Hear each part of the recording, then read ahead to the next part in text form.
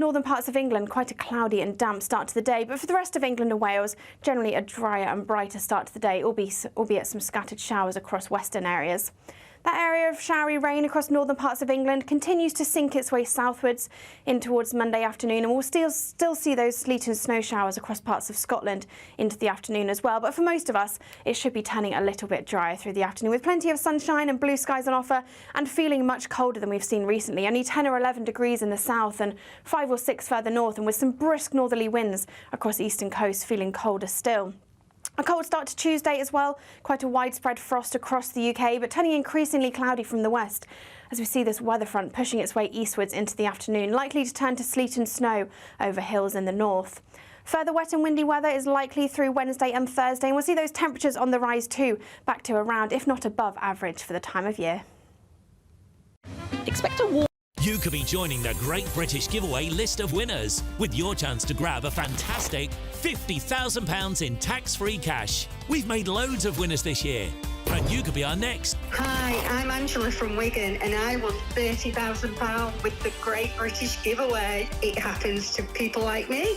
For your chance to win, text cash to 63232. One entry costs £2 plus one standard network rate message, or text bonus to 63232. 5 entries cost £5 plus one standard network rate message. Go to gbnews.com/win. Entries start from just £2. You can call 0903 681 3232. Calls cost £2 plus your network access charge, or post your name and number to GB10 PO Box 8690 Derby DE1 9TT. UK only. Entrants must be 18 or over. Lines close at 6 p.m. on the 31st of January. Please check the closing time if listening or watching on demand. Good luck. Go to gbnews.com/shop now and take advantage of our biggest ever Black Friday sale with 25% off all items across our store and free shipping on orders worth £60 or more. There's never been a better time to grab something for the GB News fan in your life. From our signature clothing to drinkware, gifts, accessories and much, much more, you'll find the perfect present this festive season. Use the code BLACKFRIDAY25 on checkout at gbnews.com/shop for our best ever Black Friday deals. Welcome to State of the Nation, daily plunge into the stories shaping our country. I'm Jacob Rees-Mogg, and Monday to Thursday we bring you the insights, the facts, the truth about how our country is being governed. Because what happens in Downing Street matters down your street. Tune in to State of the Nation every Monday to Thursday, 8 to 9 o'clock. Only on GB News, the People's Channel, Britain's news channel. Hi there, I'm Michelle Dewberry, and I'm going to take a second to tell you all about my show, Dubes & Co. We start off with the issues of the day. We then bring in both sides of the arguments. We get rid of the disrespect, and then you throw me into the mix. And trust me, I'll tell it exactly how it is. And then, of course, the magic ingredient, you at home. We mix it all together, and what have we got? In my opinion, the best debate show in town. Monday to Friday, 6 till 7 on GB News, Britain's news channel. Mark Dolan tonight is your weekend dose of news, debate and entertainment. This sounds like a wild conspiracy theory. Don't miss my big opinion. Mark meets and my take at 10. Democracy is a funny old thing. And we don't do boring, not on my watch. I just won't have it. Let's go and get another glass of that bubbly. You've earned it. That's Mark Dolan tonight, Saturday and Sunday, 9 to 11, only on GB News, the People's Channel, Britain's news channel.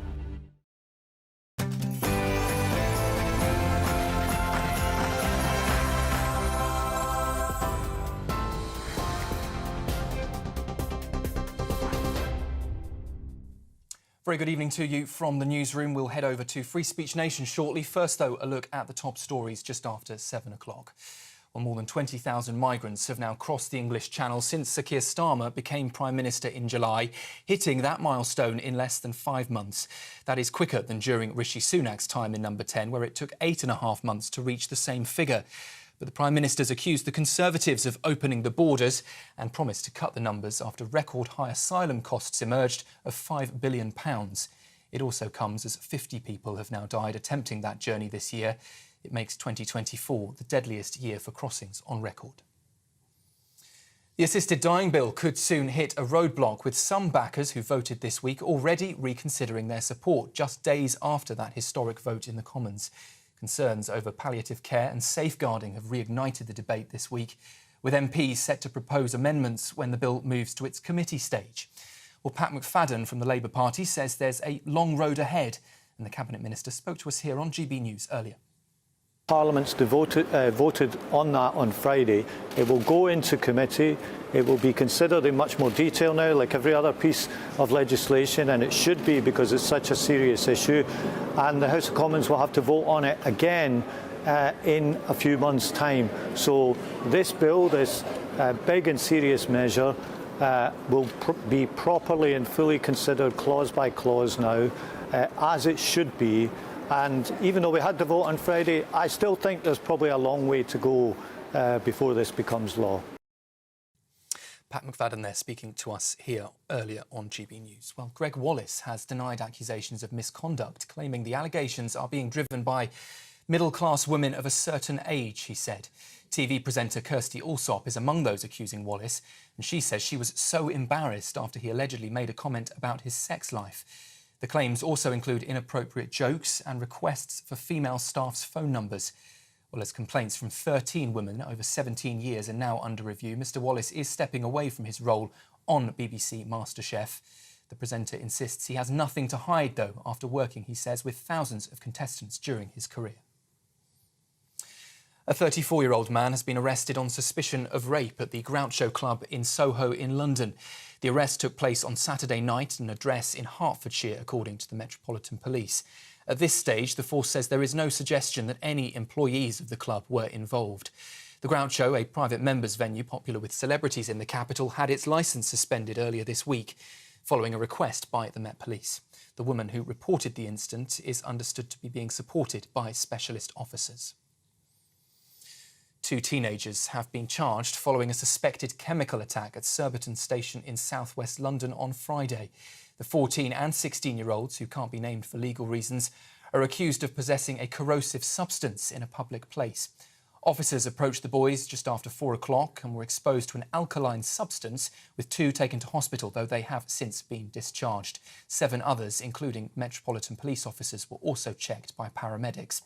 The teenagers will both appear at Wimbledon Magistrates Court tomorrow. Turning to some international news, and the United Nations has been forced to halt aid deliveries to Gaza after armed gangs repeatedly looted dozens of convoys. Officials say recent thefts in the area, including 97 lorries last month, have made the area too dangerous for aid workers. One attack near the Kerem Shalom crossing, that's the main route for vital supplies, involved a masked man, or masked men rather, holding drivers at gunpoint. The UN's condemned the breakdown of law and order, calling on Israel to ensure safe passage for deliveries and to protect humanitarian staff. But Israel maintains it is continuing to facilitate aid deliveries.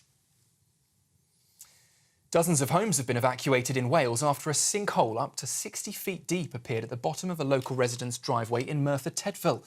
Residents say they heard rumbling and collapsing overnight, fearing their homes could be swallowed. The sinkhole believed to have been triggered by a collapsed culvert just days after Storm Bert's heavy rain and flooding.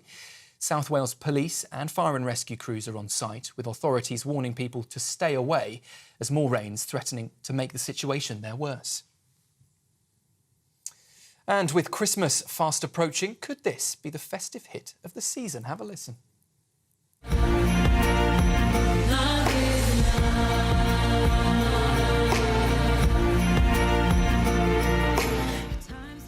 Well, Sir Ed Davies' bid for Christmas #1 is heating up as his charity single Love Is Enough jumps to #6 on the iTunes charts.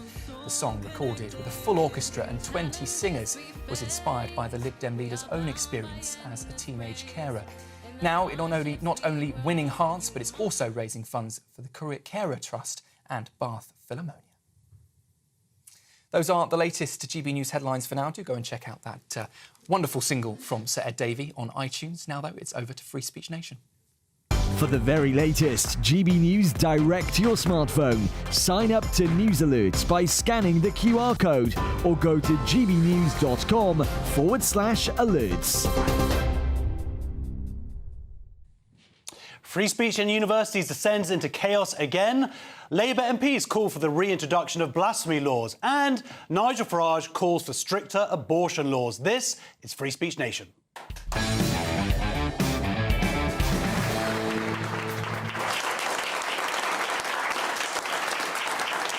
welcome to Free Speech Nation with me, Josh Howie. This is the show where we take a look at culture, current affairs and politics. And coming up on tonight's show, we have Elon Musk reckons cancel culture has been cancelled, but Oxford University may be keeping the social cancer on life support after speakers are shut down at a debate and a student commits suicide after being cancelled by his peers. Baroness Fox will be joining us to talk more about that. Will the right to die become an obligation to die? Nigel Farage seems to think so. Author Brendan O'Neill will join us to talk about Parliament passing the Assisted Dying Bill, in which he thinks is a dark moment for our country. And is it time to call it a day on Band-Aid? Columnist and broadcaster Esther Krakou seems to think so. She'll be joining us right here in the studio. And, of course, myself and my fantastic panel will be answering questions from our wonderful studio audience. My comedian guests this evening are Paul Cox and Lewis Schaefer.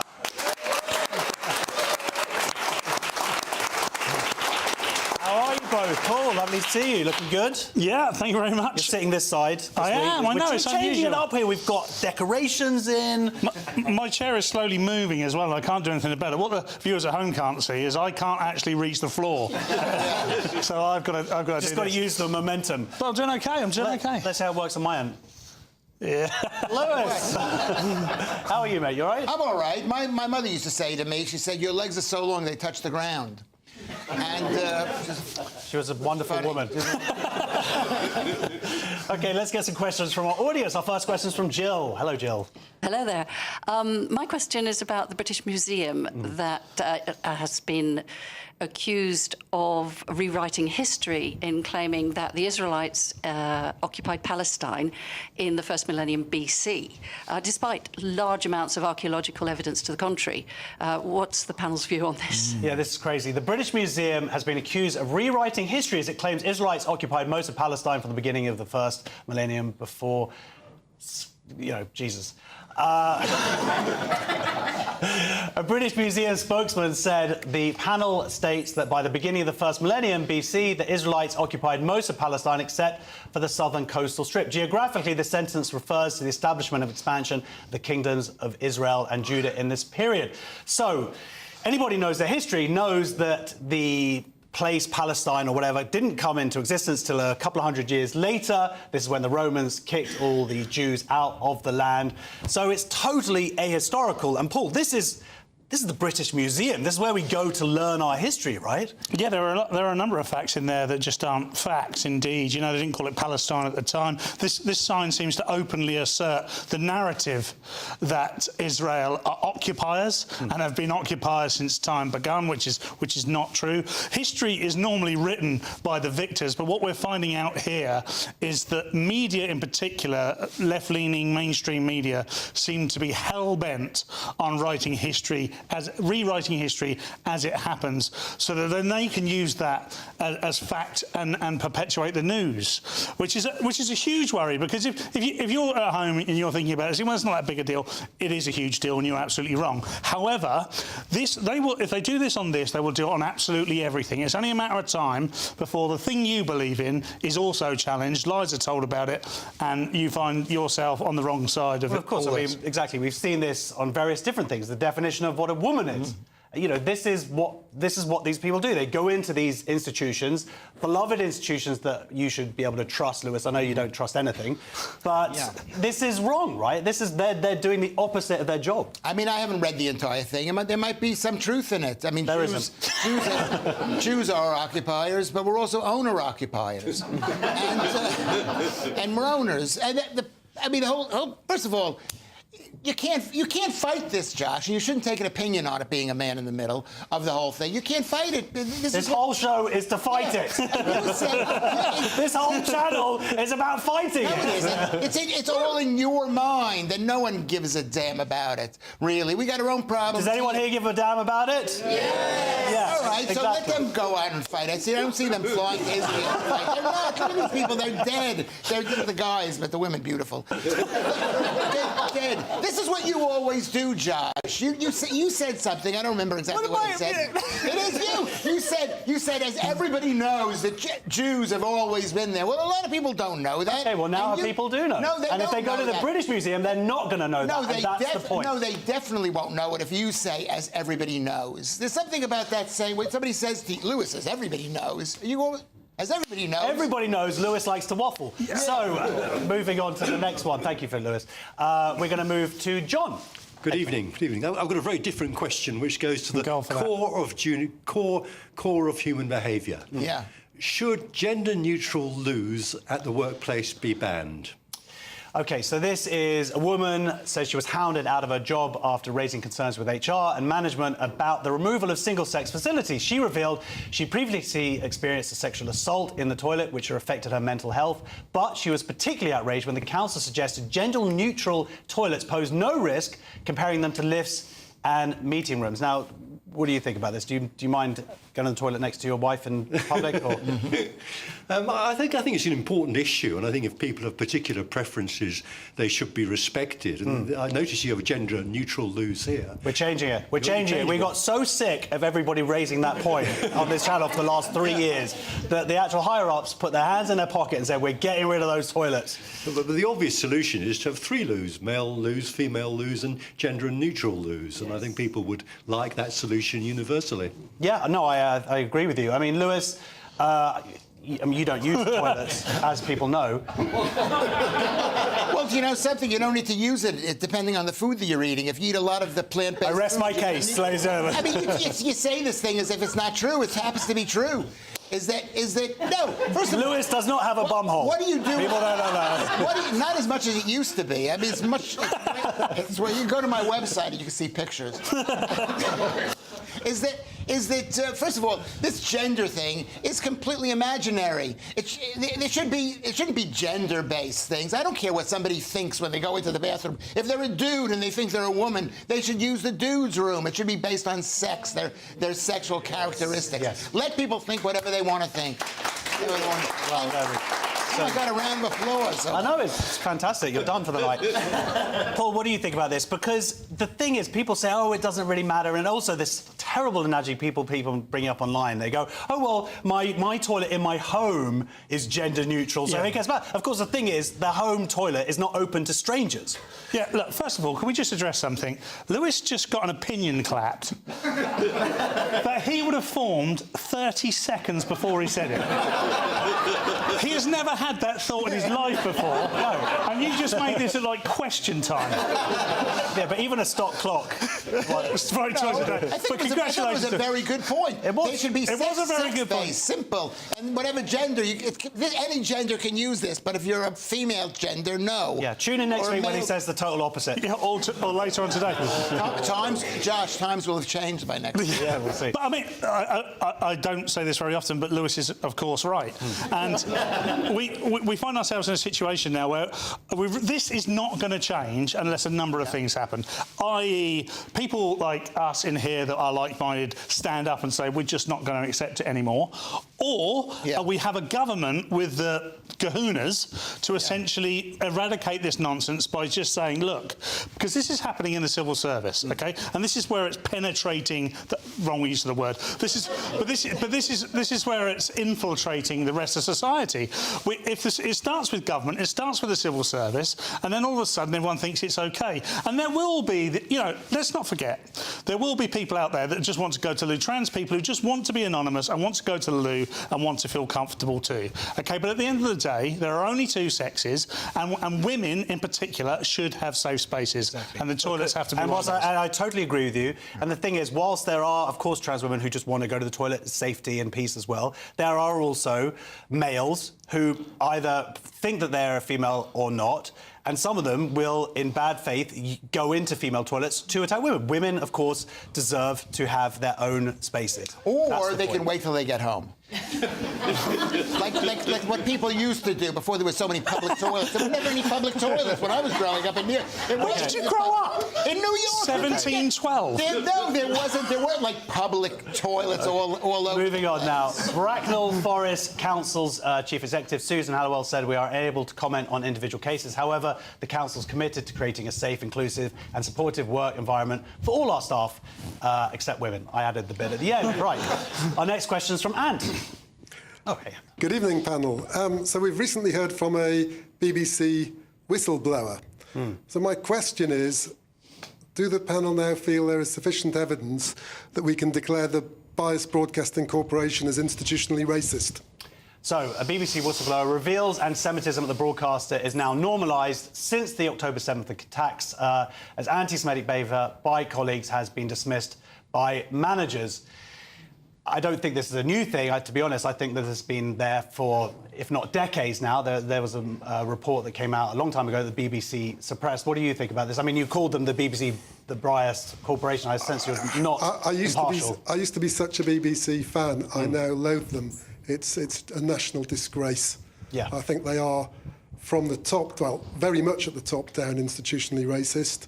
We see so much evidence, and there's one particular presenter who I won't name, but I think we all know, who every time I hear him on the Today programme, I just wince at his racism. Oh, so you are still listening, then?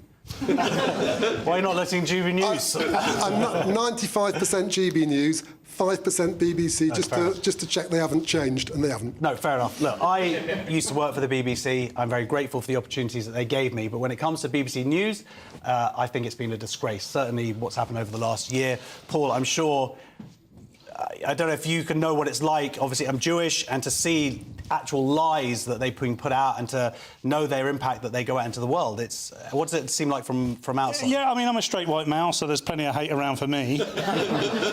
But nothing on the scale that we're seeing currently with regards to Israel, particularly... I mean, give me a cheer if you were surprised by this story. Right, OK. So nobody is surprised by this. It's not just the BBC. We had the main restaurant reviewer from The Guardian this week resign because he felt editorially... From the Observer, From the Observer, yeah, which is, I think, owned by The Guardian. However, resigned because he felt the editorial staff there were institutionally anti-Semitic. Well, they felt that they were ignoring it, essentially. Which essentially is the same as agreeing with it, isn't it? If a rape occurs and you ignore it, then you're condoning the rape. If racism occurs and you ignore it, you're condoning the racism. Unfortunately, we find ourselves in a position now where a lot of these people, especially within that type of the media, have found themselves incredibly validated by their own opinion. Even BBC Verify, which is very dangerous, seems to support themselves. Yeah. Well, Lewis, what do you think about this? We're in a time of war, and the Jews are on the BBC's team of Team World. They, of course, there's going to be hatred for it. I guarantee you, if the Jews are on the side of BBC, are not on the side, not on the side. Okay, not on the side. They're the enemy for Team World because it's a nation state and it represents something that they don't. What do you expect? It's the BBC. It's just, I mean, the whole thing. Well, I expect the money the money that I'm forced to pay to go towards an impartial news service. If I wasn't forced to pay that money, then it's a different matter. That's the difference. You'd be against it too. I watch. Sky News. The difference is here, of course, that it is against the law to not pay your BBC license. Yeah, but you can go to jail for it. You expect them to be fair. Yes, I do expect them to be fair, and I believe they're not. Expect the BBC to be fair. Let's listen to this. Why should you expect? Well, I expect because that's what we pay the money for. No, but it isn't what you pay the money for. That is people know exactly what it is. A BBC... It cannot be fair. It's the state-sponsored publicity machine. OK. A BBC spokesman said, "We are deeply concerned to read about the experiences of a member of staff. It's unacceptable that anyone should face this in their workplace. We deplore anti-Semitism and all forms of discrimination or harassment. We urge the right to discuss this with their manager, or if they feel unable to do so, to contact our confidential bullying and harassment helpline, or use our whistleblowing service so that those issues can be investigated, addressed, and the members of staff can receive the appropriate support." Right, so not actually addressing any of the reports that have been written. Our final question... What did you expect them to say? Well, you know what it is? It's the people in this country. People have been lied to so much. I don't want to say you believe it, but a lot of people believe the lies. I think a lot of people here have had their eyes open, Lewis. Some of them have. I didn't have my eyes open until I started to work here. You don't think about it because they tell you all the time, "Oh, we're the BBC." Like when I was growing up in America, it's the BBC, and you realize it's the second worst thing about this country. The thing is, I'm desperate to hear from Ryan. I really want to hear from Ryan. Good.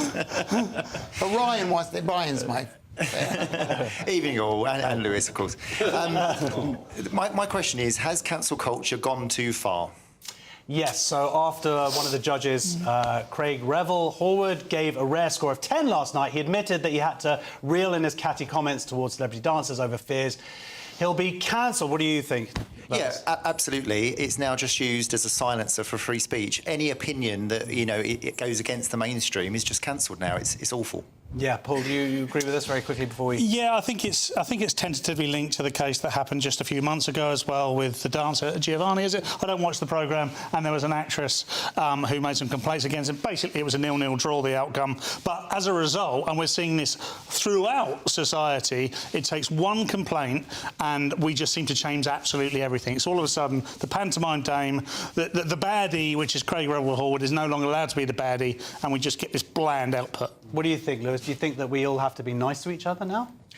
OK, next on Free Speech Nation. It's been 40 years since Band-Aids Didn't Know It Was Christmas was released, and all these years later, it's still making headlines as Ed Sheeran questions whether the fundraiser creates bad stereotypes of Africa. See you in a minute.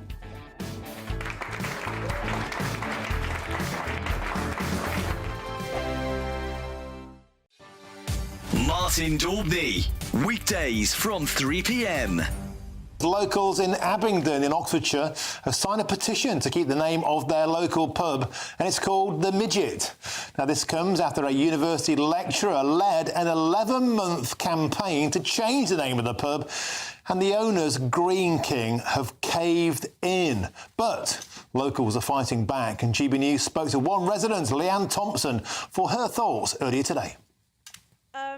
I'm not feeling great about it, to be honest. You know, it's a pub that's been here for a very long time. It's called The Midget after a MG car, and they're changing it to the Roaring Range Rock, which a lot of people are not happy about. We know why they're changing it, but a lady apparently came in who was very upset at the offensive term for the name midget. But nobody here sees it as an offensive term. You don't see the midget and feel any kind of offence towards that. It's named after a car. If she was to actually come, she might actually know more about it, but apparently she's not even been into the pub. She's just heard about it and broadcasted on social media that she wanted the name changed because it's offensive, which as locals don't feel that way. It's the midget. It will always be the midget.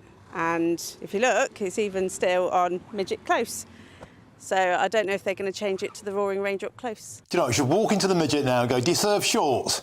And just keep going on the joke. It's named after a car, the MG Midget, that was manufactured in the town of Abingdon for a while. The car was released in 1961. The Boozer was built in 1974, giving huge pride to the area. It wasn't named after midgets, you know, the Snow White and the 7 vertically challenged individuals variety. It's named after a car. GB News, the People's Channel.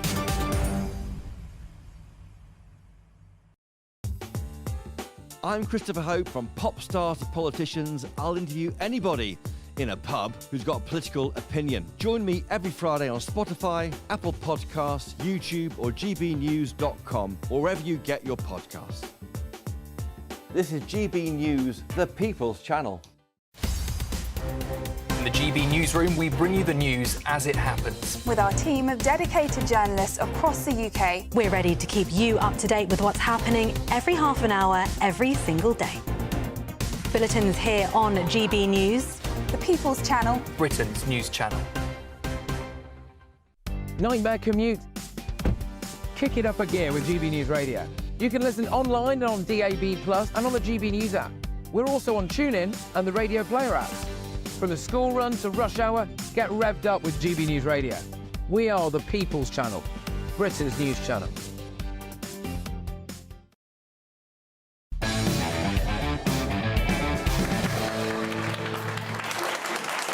Welcome back to Free Speech Nation. 40 years ago, Band-Aid's now famous charity single, Do They Know It's Christmas, was recorded.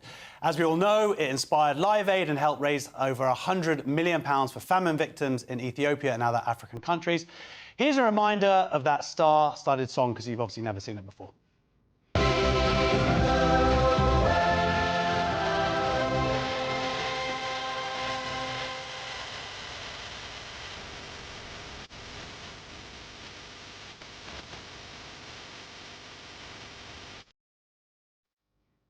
I miss having hair so much.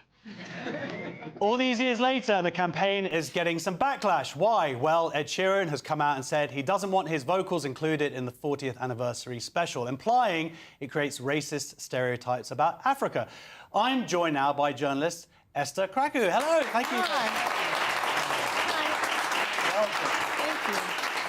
So you wrote a piece this week about it. Do you mind just summing up your thoughts on this matter? Yes. I mean, it's quite complex because, ironically, when the 2004 sort of re-edition of that song came out, I was in Accra. I grew up in Ghana. And I remember watching it with my family, and I just thought, that's not quite right. I mean, obviously, it was talking about Ethiopia at the time, so it wasn't. But I can understand that people that have never been to sub-Saharan Africa kind of, I mean, even I get confused. I'm like, oh, it looks the same. But I just thought at the time it didn't really reflect my reality. I mean, now, I don't think the ad's racist, by the way, at all. I think the argument that I make is that we don't want to get into the cycle where it's, you know, we just feed someone a fish for a day, but we don't think about the long-term development paths. So the British public are very generous. I think we should even be more generous with the actual British people, personally.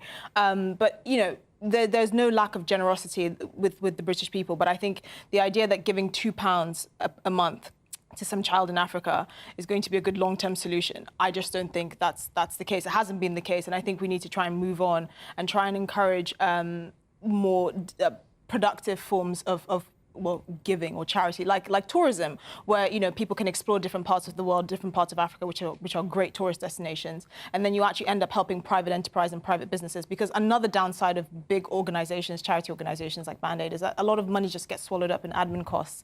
They get funneled by corrupt politicians, and I don't really think that's the way forward. Now, if you ask me now, where would I most likely, you know, give my charity to, probably be Britain, because a lot of the lyrics from that song now sounds like Keir Starmer's Britain for many pensioners, unfortunately. But, you know, I think it's not to demonize the British public or say that it's racist or anything like that. I mean, the images that are coming out or coming out of the Band-Aid sort of charity song, yes, they're unedifying, but they're not fake. They're not made up. This is actually people's reality. And the argument that, you know, it's perpetuated negative stereotypes about Africa, I can somehow buy it if you've never been, or if, you know, the only view of Africa is sort of children covered in mud and flies, living in poverty. And I think that there are better ways of presenting that. That's true, but the reality is that is their reality. So you can't lie and say, oh, actually, they have it better than they do, because then why would anyone give money? I mean, they could say, you know, we have our own poverty and our own problems here in Britain. So I do think there's a balancing act here, but I'm more concerned with sort of the economics of it. You know, how do you encourage private enterprise, tourism, things that actually go to people that need it and directly into their pockets? And, you know, that's what the piece was about. Yeah, I mean, Bob Geldof has obviously come back quite stridently against this because, as he's pointing out, these issues, you know, Africa's a huge continent. Yeah, and it's like saying, oh, Europe, because there is a war in Ukraine. Yeah, war in Ukraine. This is what Europe is, the totality of Europe is, which of course is ridiculous. But the fact is that there are parts of Africa and parts of Ethiopia right now, which unfortunately there is tragedy still going on. There's 8,000 children, as he's pointed out, that are going to be fed with this money right now. So even though possibly the instances of, in terms of this case, famine, but war is still going on, there is still this economic issues there, and economic hardships, and also there is starvation. Or of course. I mean, they're not like, this is actually some people's reality. So this idea that, you know, putting those images out creates a negative view. I mean, I know some people have said it creates a negative view of like Africans or black people. I've never really felt that way, just because that wasn't my reality. And, you know, Africa's a huge continent and there are 54 countries in it. I think the point here, though, is that there are better ways of helping these people, and Band-Aid plays its role and it still plays its role. But I think if you want to think long term, you know, people can actually get something out of it as well by actually going to these countries. I mean, Ethiopia has the largest open air market in I believe in Africa, and it's beautiful. I've never been, but you know, I would love to go, and I think it would have more, it'd be more beneficial to the local population. Well, it could be that you do all of these things. Well, exactly. But this is the thing. I mean, I don't know if one thing is necessarily going to negate the other as such. But I understand Sir Geldof's, I guess, frustration, because you know, it did do a lot. 200 million. Exactly. I mean, I wish we had that for Britain. I mean, I know I keep saying this, and I don't mean to go on about the winter fuel payment, but I do think there's something to be said about charity beginning at home, and I wish we had such generosity and such an open spirit with British people here. If you go to many stations in London, you know, it's strewn with like homeless people at night. and that we have so many political problems here that are impacting people that don't need to be, that I wish we were more generous with our own people. And I also think you can have both. You can say, actually, I would prefer to help a lot of these African countries by maybe, engaging in tourism or patronising smaller charities, for example, that have lower administrative costs and goes more directly to the people it's meant to benefit, as well as helping my own people here in Britain. I mean, the UK, we give very generously to these small charities already through our taxes. Exactly. So that is going on, and there is this, that money is going into these long-term projects, I guess, something like Band-Aid. But I think to negate, for someone like Ed Sheeran to come out and sort of poo-poo it or to put negativity on it. Giving is a good thing. Yeah, and I think he wasn't generous, very... But it felt like he was doing it because it was politically correct to do it. It's not to say that this money, or the money shouldn't be going to other parts, to building long-term projects, and it's not even some of the money here is going to be going to these long-term projects. But I think it felt like he said that because he felt he should say it, as opposed to actually having a genuine belief that there's a risk there of just people going, well, you know what, I'm not going to give any money to anybody now. I think his heart was in the right place. I do think he said it in quite an undiplomatic way because, you never want to poo-poo people that are actually giving money, their own hard-earned money, to something that they feel quite passionate about. And I do think he raised an important conversation. I mean, this idea that has perpetuated negative stereotypes about Africa, I mean, I don't think that's Band-Aid's fault. I just think that's media in general that comes out of Africa. But again, if you've actually been to many countries in sub-Saharan Africa, you don't really see it that way. You don't... I mean, it really just depends on the individual's experience. I've never really had someone come up to me and say, oh, you're from Africa, like, do you live in a mud hut, for example? Because I happen to be around people that are quite well-educated and open-minded. I've never experienced that, at least here in Britain. I think British people in general are actually quite well-educated and they have great exposure, mainly because of our links to the empire. But I've never personally had that experience. So I think to blame sort of the negative view or stereotypes of Africa just on Band-Aid, I think is unfair. However, I do think he makes a point that there are better ways of encouraging charity, longer-term ways of doing that. And I also think, for example, I've never seen a charity ad in Britain that has, like, children covered in soot going up chimneys with missing teeth and bronchitis, right? The kinds of ads that show people in really kind of desperate situations are they're similar to ads you see for, like, animal charities, when you see like a donkey with like a broken leg or like a dying puppy. So I think that we have to be careful there. But the reality is that is the lives that some people are living. It really is that desperate. You go to certain parts of the Congo, for example, that's literally how some children are living. So I don't think... Not chimney sweeps. Well, not chimney sweeps, but like the mines and all of that, cobalt mines and all of that. So there is a balancing act, but my argument is mainly economic. There are better ways of doing it, and I also wish genuinely we're more charitable to people here. Okay, well, look, if I could afford a holiday, I would consider Ethiopia. Start with Ghana. Ghana. OK, we'll go Ghana Kenya. then. Anyway, thank you very much, Esther. OK, during Advent, as we count down Christmas Day, we are hearing from church ministers across the country. Each day, they have a special message for you to celebrate the festive season. Here's our first one. The GB News Advent Calendar, Day 1. Hi, I'm Chris Tufnell. I'm the vicar of Uterbridge Parish Church near Sheffield. On Christmas Day 1997, I opened a present. It was a book, and on the cover was a picture of a train, a boy with a scar on his head, and a sign saying platform 9 3/4. It was, of course, Harry Potter and the Philosopher's Stone, the first in the major series. But I remember thinking, it'll never catch on. And so it stayed on my shelf gathering dust for years. People told me I should read it, but I didn't. Until I realized this Harry Potter thing was getting really quite big now. And so I opened the cover, began to read, and sure enough, I was soon hooked. I think it's all too easy for us to do the same with the story of the person Christmas is all about, Jesus Christ. It's clear his story has caught on, it's shaped the Western world and given us the values we cherish so much at Christmas. Most people have heard something about him, but few have actually read the story for themselves. If that's you, might it be time that you did? Happy Christmas.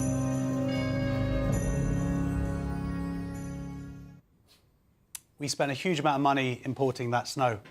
And you can see all of our special Advent messages on Christmas approaching the gbnews.com/Advent Merry Christmas. Now, next on Free Speech Nation, fury over this week's PMQs continue after a Labour MP essentially called for the Prime Minister to reintroduce blasphemy laws. What does this mean for the future of free speech? See you in a minute.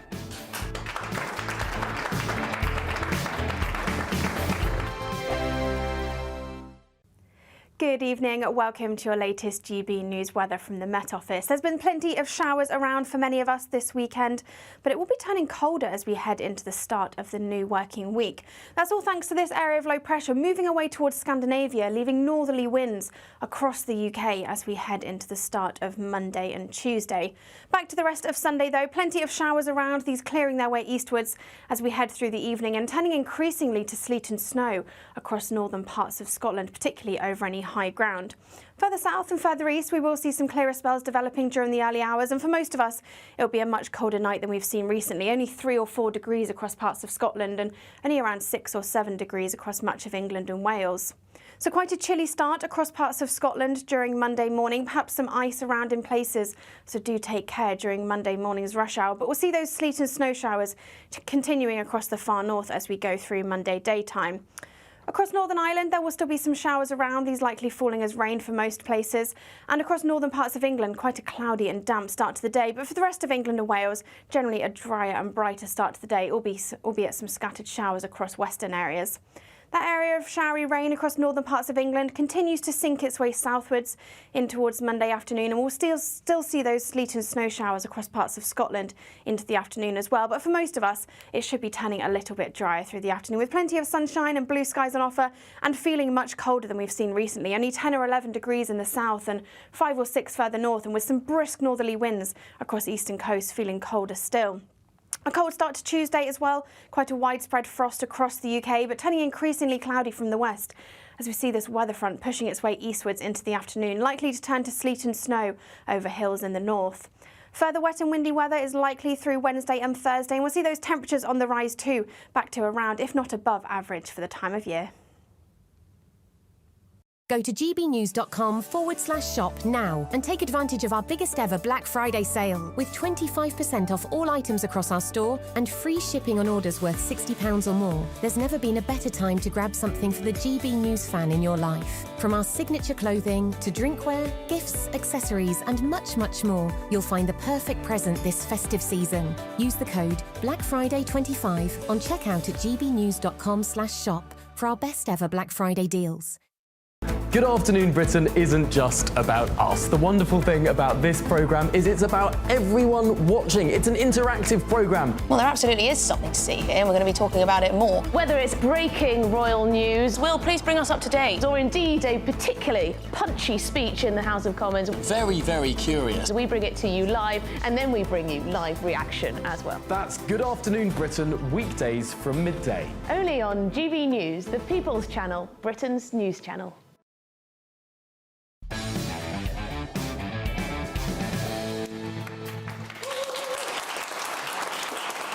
Welcome back to Free Speech Station.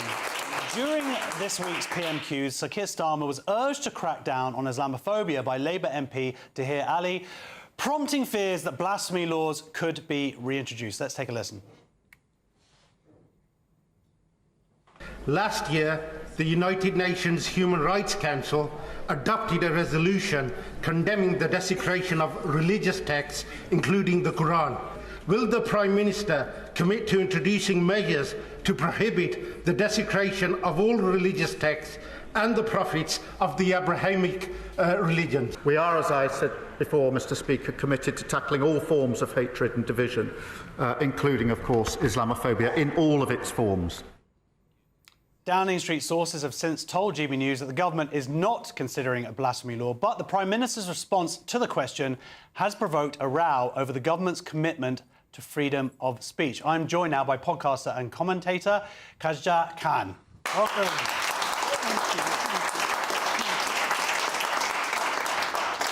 I'm very excited you're here. I follow you on X and you're fantastic. Thank all you the stuff so you much. put out. I think, first of all, that Keir Starmer's response, I mean, there are two things here. One is that an MP is standing up in the House of Parliament, arguably asking for our culture, Western liberal culture, to be pushed backwards. And secondly, an incredibly weak response from Keir Starmer. This is yet another transparent attempt to introduce blasphemy laws, draconian Islamic blasphemy laws in Britain. And it was not surprising, but the way it was conducted in the Parliament, it was quite shocking, even for me, because there has been discussion around Islamophobia and to legalise or just criminalise, all the criticism on religion because it was being conflicted with the bigotry against Muslims.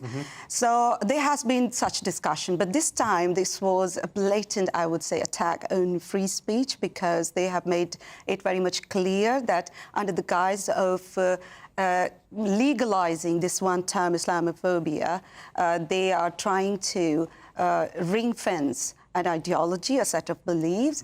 This has nothing to do with protecting Muslims as people. And yes, Keir Starmer's response was very, I would say, dramatic. It was not very clear, very vague. He did not commit himself to any specific action. However, he did sort of, give a green light to this kind of conversation to go ahead, with this kind of rhetoric to introduce and to bring back those blasphemy laws that have been repealed in Britain. And I would say at this point, we need to stop using euphemistic terms and words to describe what happened in Parliament and call a spade instead. People are beheaded, they are tortured, imprisoned, and they are burnt alive in countries where such draconian Islamic blasphemy laws are enforced. And it's a tragedy, really, that in modern-day Britain, where we uphold free speech values and, the values of tolerance and, the values of peaceful coexistence, we are talking about so regressively, I would say, introducing these blasphemy laws back in Britain. Yeah, as you say, anti-Muslim bigotry is real. Yes. Needs to be addressed, needs to be dealt with where it occurs. Islamophobia, arguably, is a made-up term, specifically by Islamists to, as you say, conflate the two. An ideology with the people who follow that ideology. And that's very, very dangerous when you have the parliamentary group who looking into trying to work out a definition of Islamophobia. I believe they defined it as something to do anything criticising Muslimness. So open-ended and so dangerous to free speech. This concept of Muslimness does not include many people who identify themselves as Muslims. It does not include Muslims from Ahmadiyya community. It does not include Muslim, LGBTQ Muslims and moderate Muslims, women who don't wear hijab. It does not include those people who don't wear religion on their sleeves 24/7.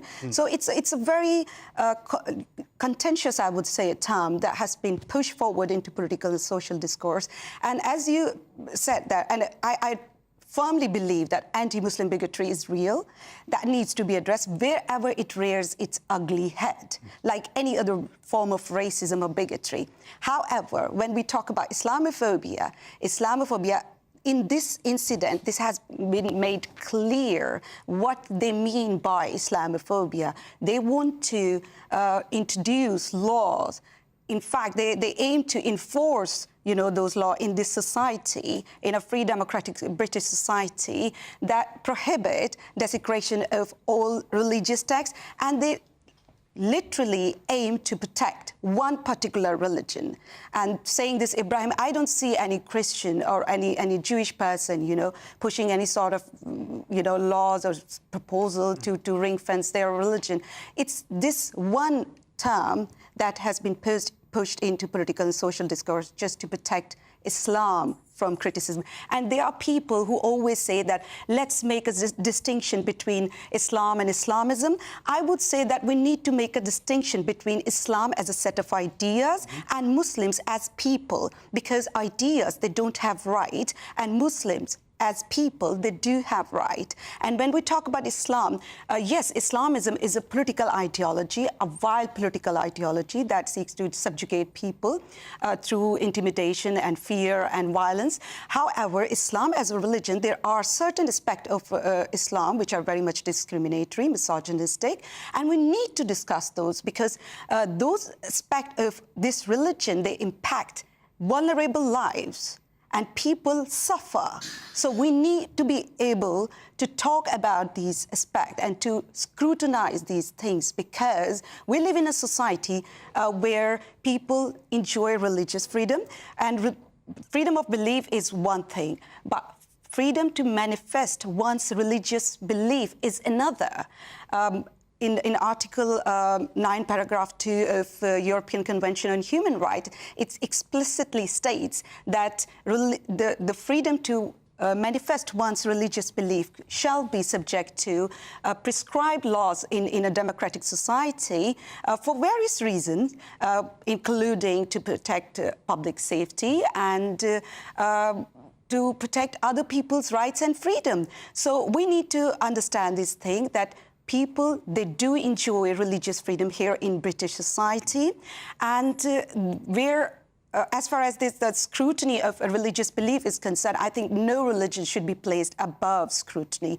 We should be able to criticize and question all beliefs, all ideas, because there are problematic things in ideas and beliefs that needs to be scrutinized. Exactly, and what happened this week arguably is a massive step back, but hopefully we have addressed this and we can create the wall that will stop the erosion of... Very much hopeful. Yeah. Well, thank you so much for coming. Thank you so much. Thank you. Right, next on Free Speech Nation, Nigel Farage received backlash for suggesting MPs should debate imposing stricter limits on abortion for women. See you in a minute.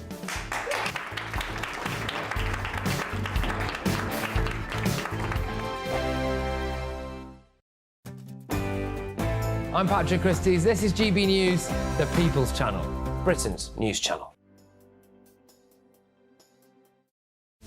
This is Britain's Newsroom, where your voice matters. It's just astonishing. With expert analysis and honest opinion, we don't just keep you informed. We bring you unique perspectives you won't see anywhere else. Can't argue with any of that. When the news happens, it happens here. On Britain's Newsroom, weekdays from 9:30 a.m. Only on GB News. GB News Breakfast, every day from 6 a.m. Let's speak now to Charlie Mullins, who's the founder of Pimlico Plumbers, and entrepreneur Oliver Hodgson. Really good to see you both this morning. Charlie, let's start with you. Has working from home and the culture surrounding working from home killed work experience, do you think? Undoubtedly. Many companies now are not getting youngsters in for the work experience because of the fact they don't have the staff in. So if they're only in 2 days a week, they're not going to get in the youngsters. They've got no one to train them. So it's killed it totally. And if you think it's bad now, probably 4 or 5 years from now, it'll be absolutely ridiculous. This working from home, I said from day one, is going to kill youngsters' futures, youngsters' careers, and getting people into the workplace. So now the damage is showing through, unfortunately. COVID finished a couple of years ago. The working from home should have stopped and get people back into the workplace.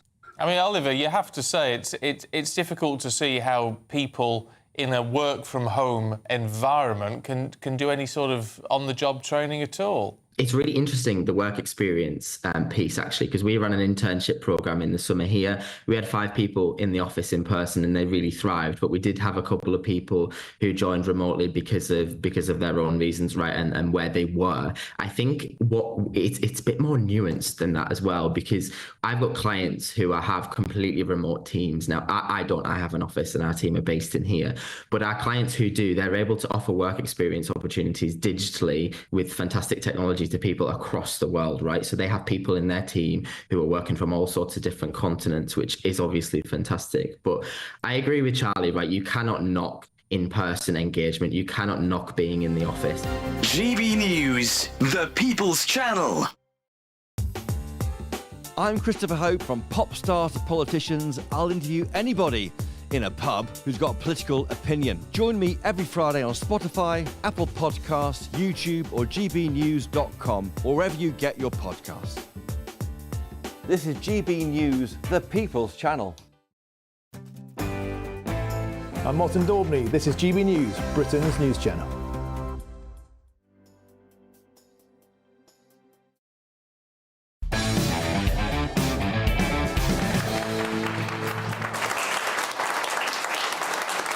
Welcome back to Free Speech Nation.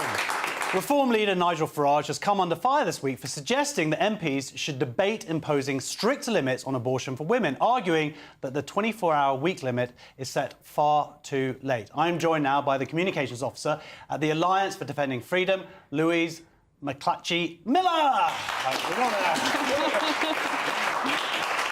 So, Louise, what do you think about this? I mean, I know your opinions. Please share them with the audience. Well, Nigel Farage has stated the obvious fact that we need to be talking about issues like abortion.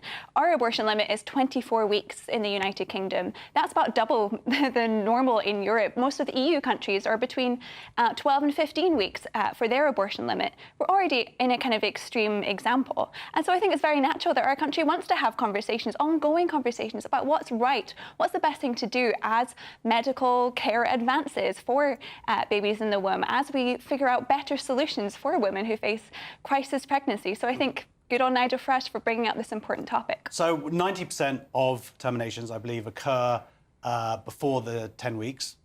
And my understanding medically is that later date ones are for very tragic cases of children who wouldn't, babies who wouldn't survive past that point. But it also feels a slightly strange thing for Nigel Farage to be getting into. For me, is there some element of him trying to appeal to it? It feels like a very American discussion. It feels like abortion in this country. I do agree with your point. Nothing wrong with conversation. Here we are, Free Speech Nation on a free speech channel. Let's talk about it. Let's debate it.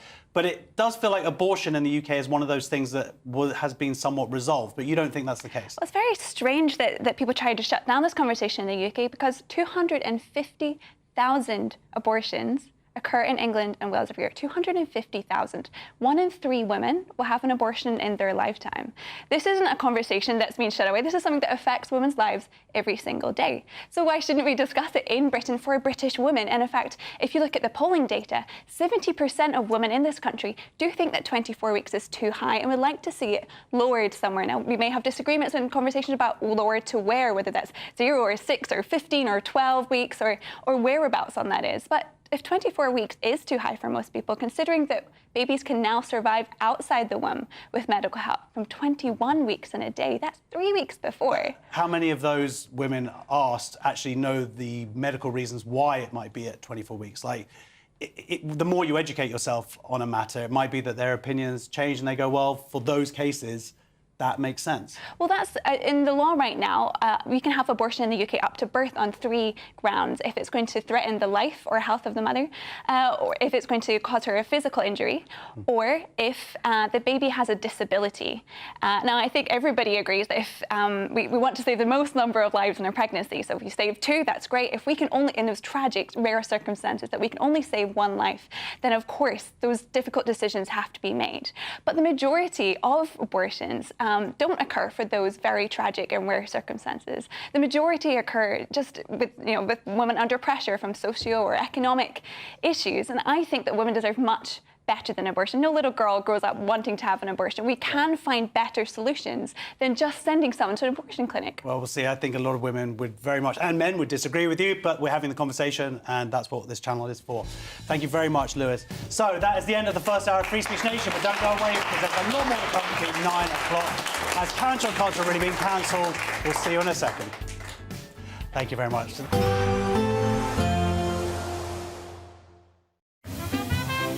Heavy showers first thing will be followed by a warm, cosy day. Boxed boilers, sponsors of weather on GB News. Good evening. Welcome to your latest GB News weather from the Met Office. There's been plenty of showers around for many of us this weekend, but it will be turning colder as we head into the start of the new working week. That's all thanks to this area of low pressure moving away towards Scandinavia, leaving northerly winds across the UK as we head into the start of Monday and Tuesday. Back to the rest of Sunday though, plenty of showers around, these clearing their way eastwards as we head through the evening and turning increasingly to sleet and snow across northern parts of Scotland, particularly over any high ground. Further south and further east, we will see some clearer spells developing during the early hours, and for most of us, it'll be a much colder night than we've seen recently. Only 3 or 4 degrees across parts of Scotland and only around 6 or 7 degrees across much of England and Wales.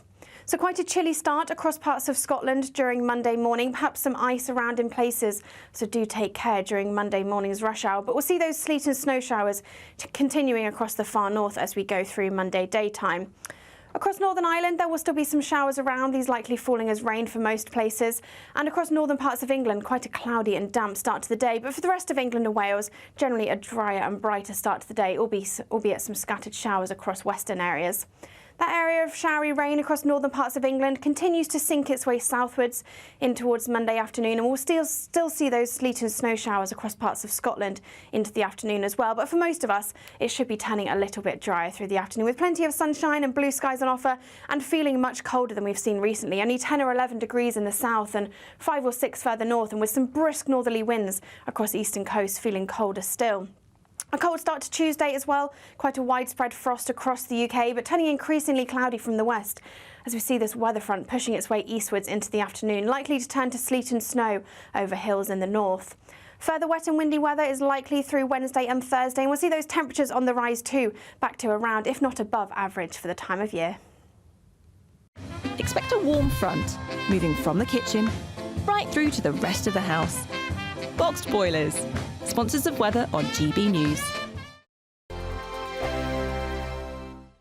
It's the biggest, greatest Great British giveaway so far, with your chance to win a spectacular £50,000 in tax-free cash. 2025 could be amazing, with plenty of treats, holidays and fun on the horizon. How would you enjoy that cash? £50,000 will make someone our biggest ever winner. For your chance to win, text cash to 63232.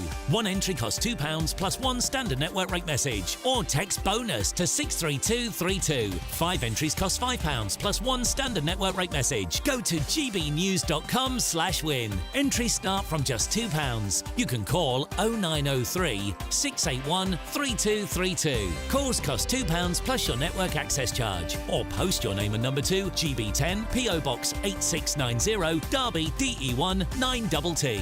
UK only. Entrance must be 18 or over. Lines close at 6 p.m. on the 31st of January. Please check the closing time if listening or watching on demand. Good luck. Friday Night Live with Mark Dolan from 8 p.m. You know, whenever I want to have a laugh, I will fire up a Ricky Gervais special on Netflix. He's funny, isn't he? Very politically incorrect. I might watch a vintage episode of Fawlty Towers if it hasn't been cancelled. Or I could just read up on the latest musings from the Welsh Labour government. And this week they have waged war on the countryside, which is apparently unwelcoming to British people of colour. Well, it's true, isn't it? I mean, those racial checkpoints in the Wye Valley are completely unacceptable.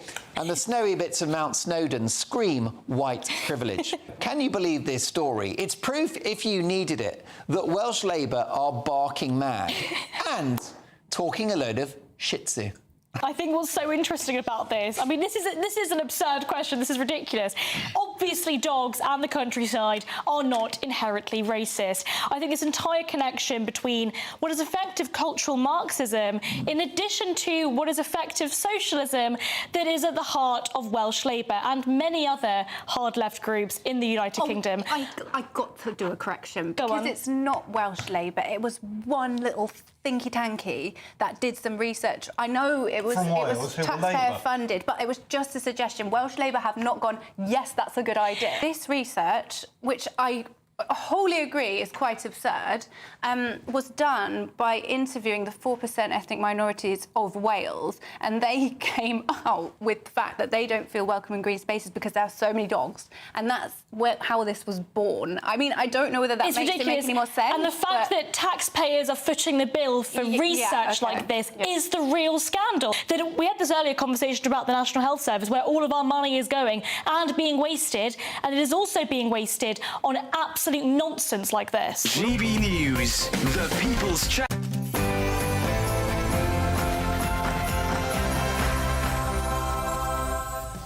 Still plenty more to come on Free Speech Nation this week, but let's get a news update first from Sam Francis.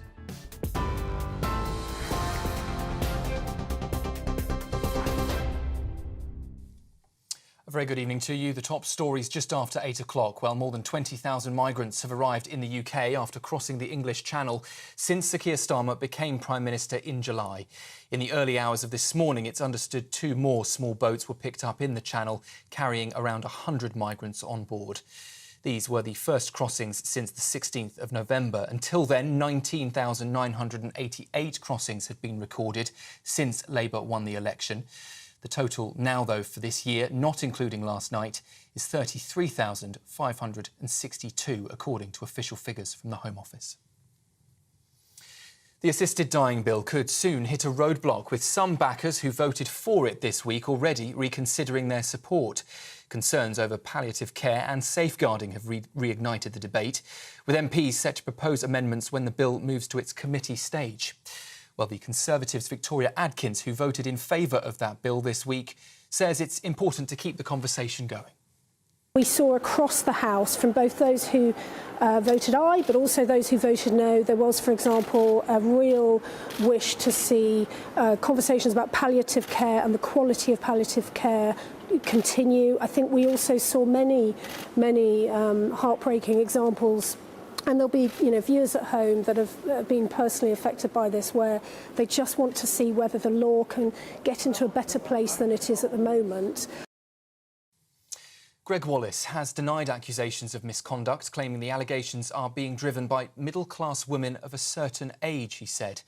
The TV presenter Kirsty Allsop is among those accusing Mr Wallace, saying she was so embarrassed after he allegedly made a comment about his sex life during filming. The claims also include inappropriate jokes and requests for female staff's phone numbers. As complaints from 13 women over 17 years are now under review, Mr Wallace has stepped away from his BBC role on MasterChef.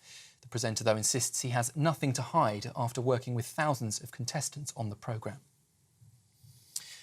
Police are hunting a man caught on camera performing a Nazi salute during a pro-Palestine protest in central London this weekend. The gesture was made near counter-protesters who were waving Israeli flags as tensions flared in Piccadilly Circus on Saturday. Rival groups were heard trading abuse at Coventry Street, separated by metal barriers and a wall of police officers. The Metropolitan Force is now appealing for information and calling the act a potential public order offence. Counter-protesters have also said the incident shows why British Jews feel unsafe in the capital. Let's turn now to Turkey, where a 20-year-old British man has died after an unexplained fall into a lift shaft while on holiday there. Tyler Kerry from Essex was discovered fatally injured at a hotel in Antalya on Friday morning. His family say he was full of personality, kindness and compassion, and said that his death has left them completely devastated. Well, more than £5,000 has already been raised online to cover his funeral costs. In Russia, the new defence budget there, described as the most secretive since the Soviet era, has sparked fresh warnings, with a third of that budget being kept under wraps. Vladimir Putin has just signed off a huge 25% increase in the budget, pushing military spending there to nearly a third of the entire Russian budget. That's £99.5 billion being funnelled into defence as the war in Ukraine continues to drain Russian resources. It also comes as sanctions on Gazprom Bank, Russia's oil and gas payment hub, have sent the ruble plunging to record lows against the dollar. And after more than 2 years of intense negotiations, countries have failed to reach a historic agreement on tackling plastic pollution. In South Korea, over 200 nations, including the UK, were split on whether to cut plastic pollution or focus solely on recycling, leaving those talks now in deadlock. The UK and 94 other nations were calling for a legally binding commitment to reduce plastic pollution, a move that would have targeted the root causes of pollution. But with no deal in sight now, all eyes will be on next year's talks. But environmental groups here at home believe the UK and its allies must now lead the way on their own. And it wouldn't be a news bulletin without a quick bit of weather. So it has been a mild weekend across much of the UK, with highs of up to 16 degrees for some. But I'm sorry to tell you, it is about to become an abrupt end. Temperatures are expected to plunge to as low as -7 in Scotland tomorrow, with frost, ice and freezing fog on the way. And the Met Office is also warning that rain is moving in from the west this week, and it could turn to snow on higher ground, causing disruption for many. Those are the latest headlines for now. I'll hand you straight back to Free Speech Nation. For the very latest GB News direct to your smartphone, sign up to News Alerts by scanning the QR code or go to gbnews.com/alerts.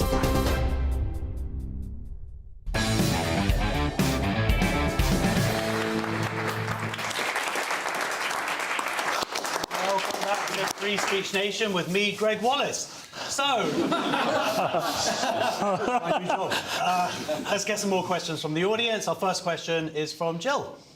Again, is it? Oh, there. No, it's Julie, but that's fine. Hi, panel. I would like to know, does the panel think that the horrible history books are actually making our children ashamed of British history? Yes, so this is Terry Deary, the best-selling author of Horrible Histories, has launched a scathing attack on Britain's imperial past, declaring he loathes the British Empire with a passion. The 78-year-old writer has sold more than 36 million copies to the British Empire of his children's books worldwide, dismissed any notions of British imperial bravery. Yes, this is crazy. I mean, you've got daughter. Yeah, she's 15 now. Did you read the books? Well, yeah, we would watch Horrible History. It's quite funny at times as well. Really funny. Yeah, some funny people work on it too. We seem to have become a nation of self-loathers, and on the basis that it's perpetuated throughout government, perpetuated throughout media, and it's become very infectious. And some of these people seem to believe that everything that happened before was bad in some way, by comparison to what? Today's utopia? I mean, it's mental. I mean, and they wander around like they're completely right the whole time. Yeah, I mean, Lewis, you think everything's evil? Do you think the British Empire was evil? What's the right answer? I think the problem is, like, the way we're discussing all these issues as if it's never going to change. The world changes. This country's a few years behind America. There will be somebody who is like a Donald Trump who's going to bring this country back to the pride that this country needs. This is the greatest country in the world. Because you guys created America. Lewis is just like racking up those rounds of applause tonight. OK, then our next question's from Roger. Hello. Hello. Yesterday was the 150th anniversary of the birth of Winston Churchill. Do we consider he's the greatest ever Briton? Yes. What do you think? I think probably. You don't think it was Jesus? What do you think, Paul? Big Winston Churchill fan? Yeah, I've got he's kind of my body idol. But I would say yes, on the basis that, I mean, he thwarted the Nazis. I know not alone, but he never capitulated to Adolf Hitler's demands. He formed the coalition essentially with the States and the Allies that ended up us winning the war. There's the Battle of Britain, and who else compares? Who is better? I mean, this day we give out awards for skin colour and what type of genitals you prefer. OK, I don't know how we got there, but... But, I mean, Lewis, it's 150 years. This is arguably is one of the greatest men who ever lived. He saved the world. Well, I'm not that familiar with Winston Churchill, but no, he actually wasn't the best because he wasn't. No, because throwing away all that goodwill. because we should not have been fighting the Nazis. We should have been worried about our own self, and there's some further explanation. That's the worst take you've ever had. Yeah, I don't know. I haven't thought about it that much. Well, first of all, you wouldn't be here. Yeah.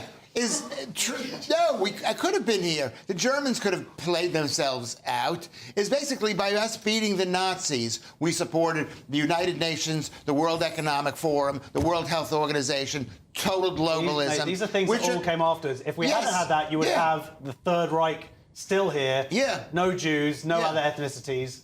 It would be hell. And Winston Churchill is the person who put a stop to that. We don't know that. Yes, we do. We don't. We don't. You know what, Josh? I'm trying to be a comedian. I'm trying to say something. By saying you wish Adolf Hitler had won. This is the thing about you, is it's like you just forget what we're doing. Oh my God, I can't, it's not allowed to say that. You just should let me say it, and then you can make fun of it at the end with a wink or something. That's what it is. There's something wrong wrong with Winston Churchill. I'm totally in favour of Britain. I'm totally in favour of the Angles and the Saxons and the Jutes and the Celts and the Picts and, you know, and the Scots and whatever. And that's what this country should worry about. It was problem with then. It was that Winston Churchill believed in this whole empire stuff, and we as English people weren't able to fight that battle at that time.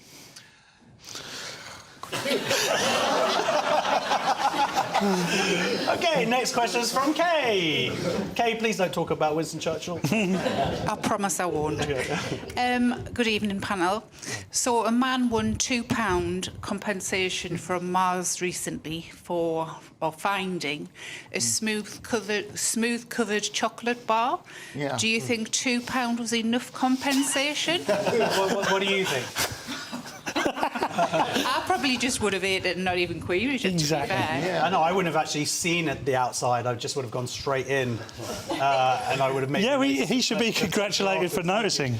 Yeah, what do you think about this? I mean, that seems somewhat ridiculous. I mean, the ridiculous thing is that he made a fuss about it in any way, shape, or form. Yeah. Nobody's ever. I mean, I didn't even know there were ridges on. My technique is to get it in without noticing as quick as possible. For some people, sexually, the ridges are what it's all about. Yeah. But I don't buy my chocolate bars for sexual satisfaction. Well, I don't know, Roger. Well, let's not be too hasty. But no, I mean, it's a smooth Mars bar. And now we're talking about on a news channel. Yeah, but to get only... I mean, OK, the question is £2 compensation enough? What am I supposed to say? No, it should be £2.80. Let's have a look at this Mars bar. That's not a Mars bar. That is disgusting. A crunchy, yeah. He should have got. What do you think, Lewis? He should have got £1,000. Well, I think £2 is about right, because no one here is going to think, oh, I'm going to get my £2. Well, you know, they're not going to sue. You don't want the whole world suing people over that. Over smooth. If they gave the guy £1,000, you'd have 1 million court cases, because it comes out of a machine. Then it'll be America. Anyway, the person who ate that deserves to die from diabetes. is going to die from diabetes, from the toxic seed oils that are in there, the hyperglucose. It's death food. And the fact that it's Mars bar seems like it's amazing. It's death food. For Ofcom reasons, I should say no. Don't clap that. Yeah. Well, I'm going to be very controversial and say that I like Mars bars. Right, our final question's from Christine. Hey. Hi, panel.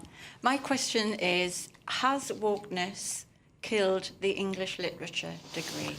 Yes, and very nice jumper there. Yes, it's the collapse of English literature degrees caused by tuition fees and with an obsession with subjectivity, personal identity and decolonisation, which leaves professors fearing about causing offence. What do you think about this? Do you have any thoughts? I think people should get some common sense. Well, they should. Yeah, so, Paul, this is actually a serious thing. The English degree used to be a very prestigious degree. I believe our mentor and boss, Andrew Doyle, that was what he did, and then went on to do masters and PhDs in it. But now it seems it's become like a sort of joke degree where actually a lot of people aren't doing it anymore. The numbers have dropped just drastically. So I did a degree in electronics, which I know is a surprise. But in order to do that, the prerequisite was that I had to have a number of other qualifications. And I think now, in order to go to university, your qualification should be like some sort of common sense test. You know, are you easily offended? Don't bother going to university. You know, do you like facts?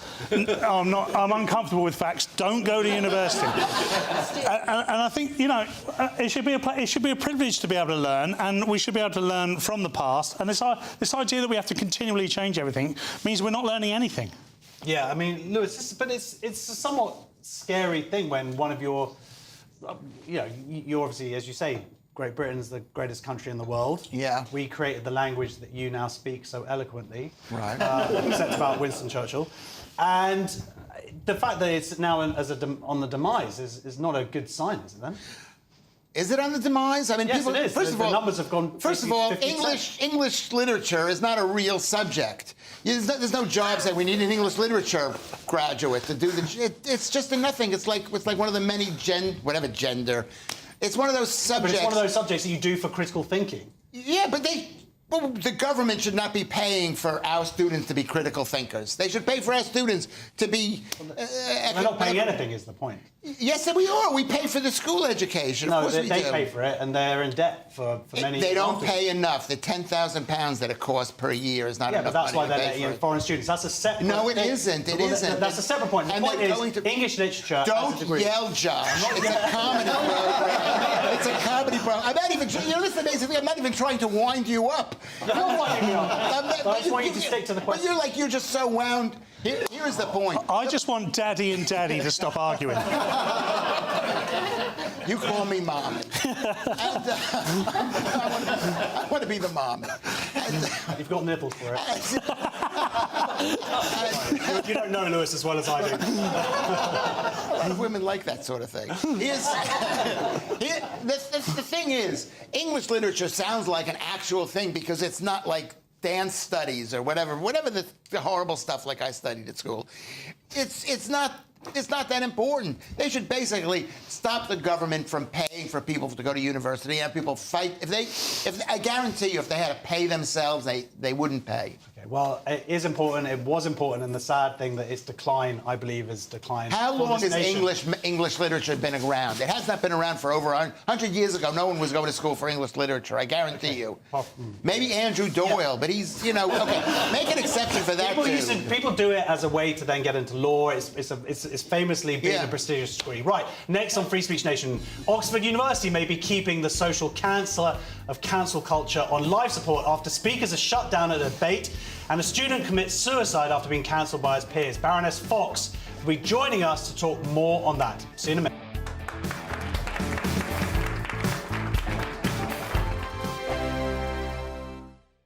This is GB News, Britain's news channel.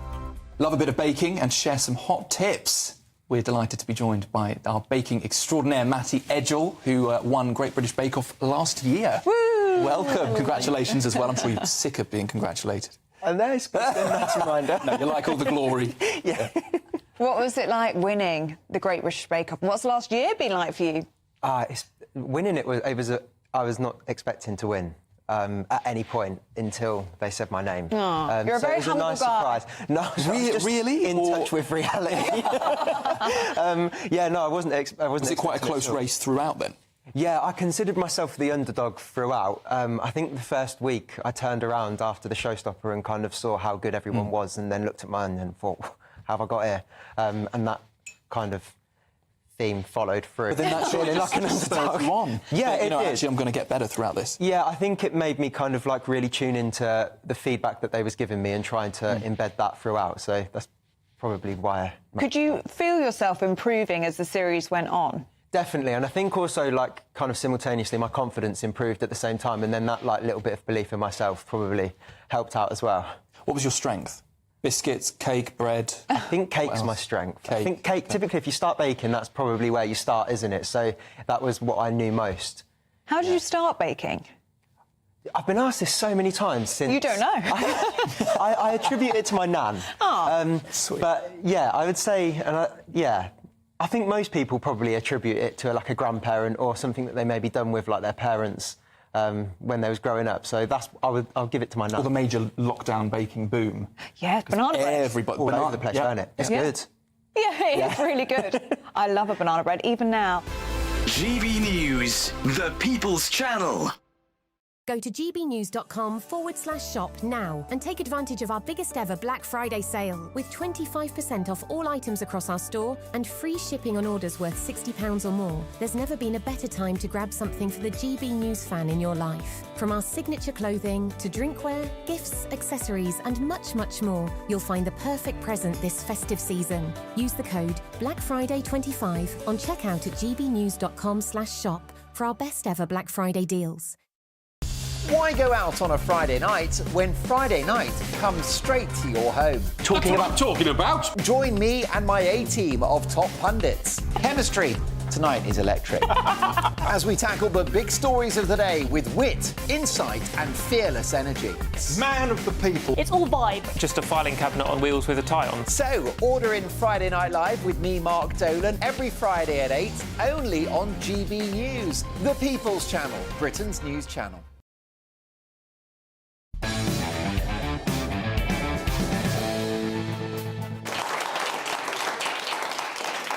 Welcome back to Free Speech Nation. Now, Elon Musk claimed that cancel culture has been cancelled on X today, but the happenings at University of Oxford University, may suggest that it keeps on going with life support following two shocking incidents. An Oxford Union debate on whether Israel is an apartheid state, and we have responsible for genocide descended into chaos as speakers were shut down and removed.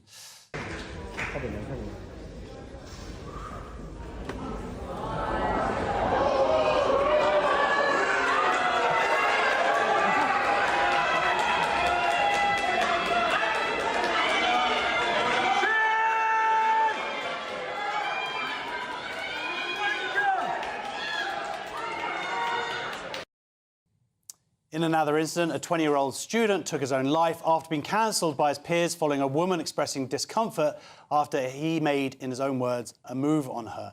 Joining me now to discuss this is the director of the Academy of Ideas, Baroness Fox.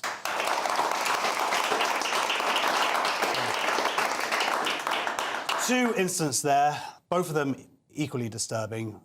Should we start with the Oxford Union speech this week that descended into chaos? Yeah, I mean, I think that there's a mood on university campuses that people don't realise. And by the way, it's not just confined to universities. I'm sure that the audience will recognise this mood, which is that if you fall out with the wrong people, you're under a huge amount of pressure to shut up or you will be kicked out of polite society. The Oxford Union is, you know, historically over 100 years of debate of all sides. And I've spoken at the Oxford Union, and I have to say it fits the caricature historically of white hooray Henrys, very posh kids putting on debates, and you're either one side or the other, and it's black tie and so on. And I spoke a few, not that long ago actually, and I realised that something rather ugly was happening under the surface. There was a kind of politicisation of the Oxford Union along the lines that we're familiar with. And on this instance, they put on a debate on Israel. Fair, both sides represented.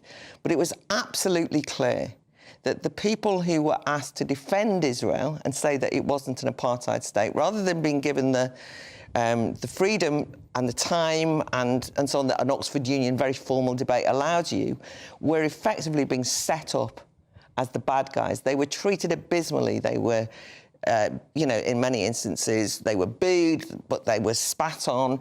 There was posters that of people who of some of the people who've been kidnapped, who were stamped on.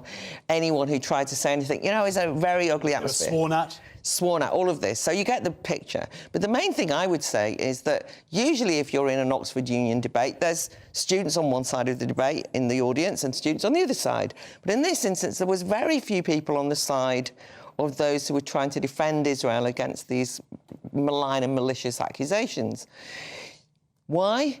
Because of the intimidation outside and because of the general atmosphere that if you breach a certain code and are seen to be on the wrong side. Now, imagine you're 18, 19, and if you are seen to even be listening to somebody who's pro-Israel, you will be cast as a pro-genocide bigot. You will be kicked out of your friendship groups. You know, you'll be maligned with everything awful that's happened in Gaza, and some terrible things have happened in Gaza, by the way. But you won't even be able to ask a question of it. So I'm afraid that it doesn't matter whether Elon Musk declares that cancel culture is finished. When you're in a situation where university students know that if they challenge you on a particular issue, that you will effectively have all of your social and cultural life destroyed for you. I mean, they're kids, right? They kind of just go, OK, and they suddenly shut up. Well, it's the opposite of what universities are meant to be about, which is to question. Exactly. The sad point here, and to refer to this tragic case of the young man who took his own life. And whilst we don't know exactly why, what happened was that when he got accused of acting in an untoward fashion in terms of, trying it on with someone and so on, his friends all deserted him immediately, and actually subsequently have sort of said they knew he hadn't done anything wrong, but such is the contemporary mood is that you are guilty by association. And so he just became completely isolated, terrified, and so he couldn't cope with that.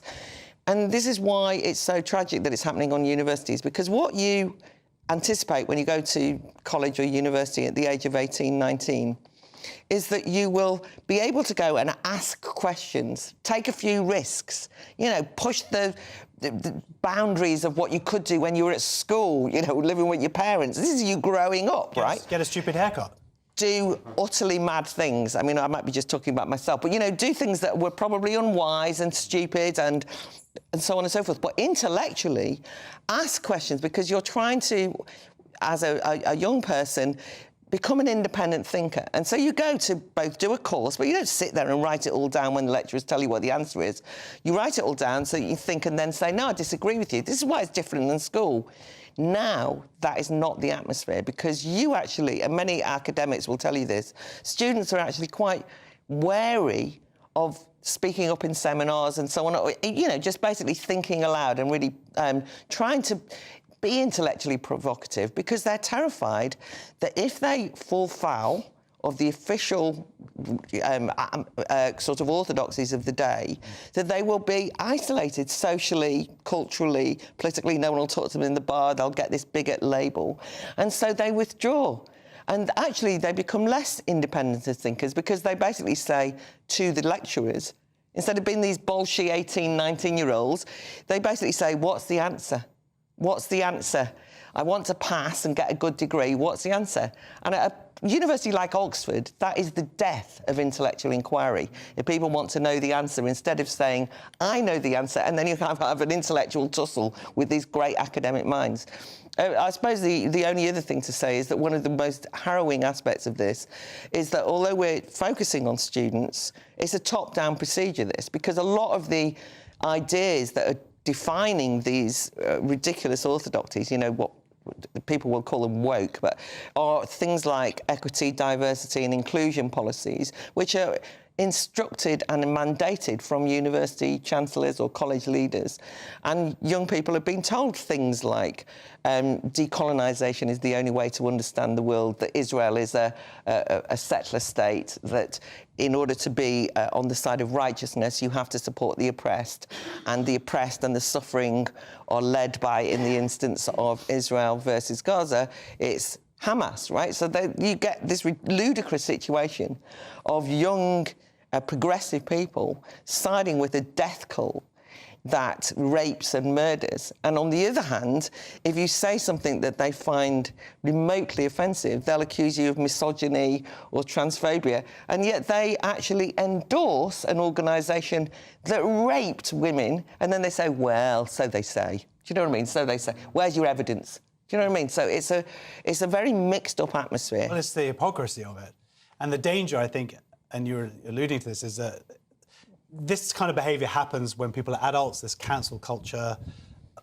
Arguably, you hopefully have a support structure around you to be able to deal with it, the emotional ability to deal with it. Of course, 18-year-olds are incredibly vulnerable. Yeah. So they're even more susceptible to this kind of groupthink. Yeah. Because that's all they know. That's their little bubble. They don't have anything outside of it. Yeah, well, they actually go into, in many instances, they go into university to try and get out of the bubble of being safe at home. And sadly, they're walking into the safe spaces of universities that's wrapping them in bubble wrap around these ideas. Just to sort of, to put a counter, just a slight counter to this, and at the Academy of Ideas, we organise a lot of initiatives with young people, and I have to say that there is a kickback. I mean, young people do understand that there's this sort of stifling conformity that they're meant to adhere to. And although they're a bit scared and nervous, and if you're isolated, you can understand that, there are increasingly young people saying, we can't stand being treated like snowflakes. We're not. We want to have new experiences. We want to try new things. And even if, I don't anticipate that everybody watching is going to agree with myself or you, Josh, on Israel and Gaza. That's fair enough. It is a grown-up thing to have political disagreements on a whole range of important issues in the world.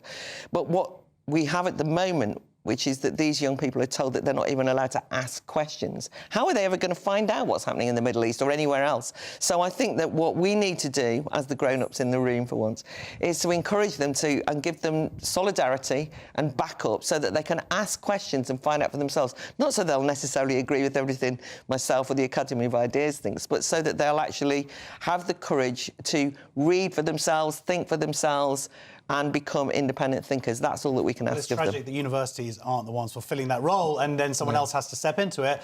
And you have things like you say, #NoDebate from Stonewall, which literally just shuts it down to that point where it's impossible to actually ask any questions. So it is the thing that slightly scares me, and I totally agree with you because I have teenage kids. There is a pushback, the ones who've been raised in this generation. But are you worried about this cohort of sort of 20 to 30-year-olds now, and as they then move up to running this country? They are running this country. What do you mean? I'm not worried about them. I can see them in Parliament every day. I think there's a lot of them around, right? I don't know if you saw the other day that there's a group of new MPs who are calling for the modernisation of Parliament by saying that they can only do a 3-day week or a 4-day week. They don't mean for 4 days' pay or anything, by the way, because they find it all a bit stressful and the hours are quite long. These are our elected representatives. So I think we can safely say a lot of them are in power. And I do think that the people who are in preaching the critical race theory, the gender ideology, that are actually turning that into an academic, as philosophising those ideas and therefore presenting them to students as though they're the truth that they're pursuing. They are young academics, right? So there's a lot of those people who are very influential now. All I'm saying is that every generation has rows and arguments. It is terrifying that almost,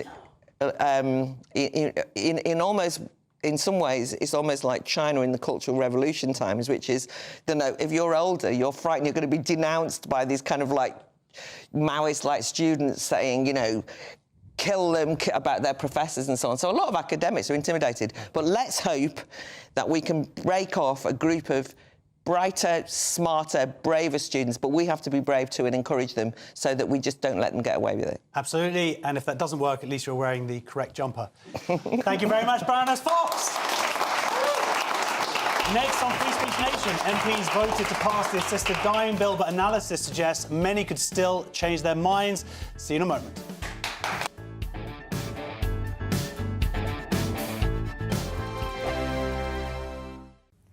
Good evening. Welcome to your latest GB News weather from the Met Office. There's been plenty of showers around for many of us this weekend, but it will be turning colder as we head into the start of the new working week.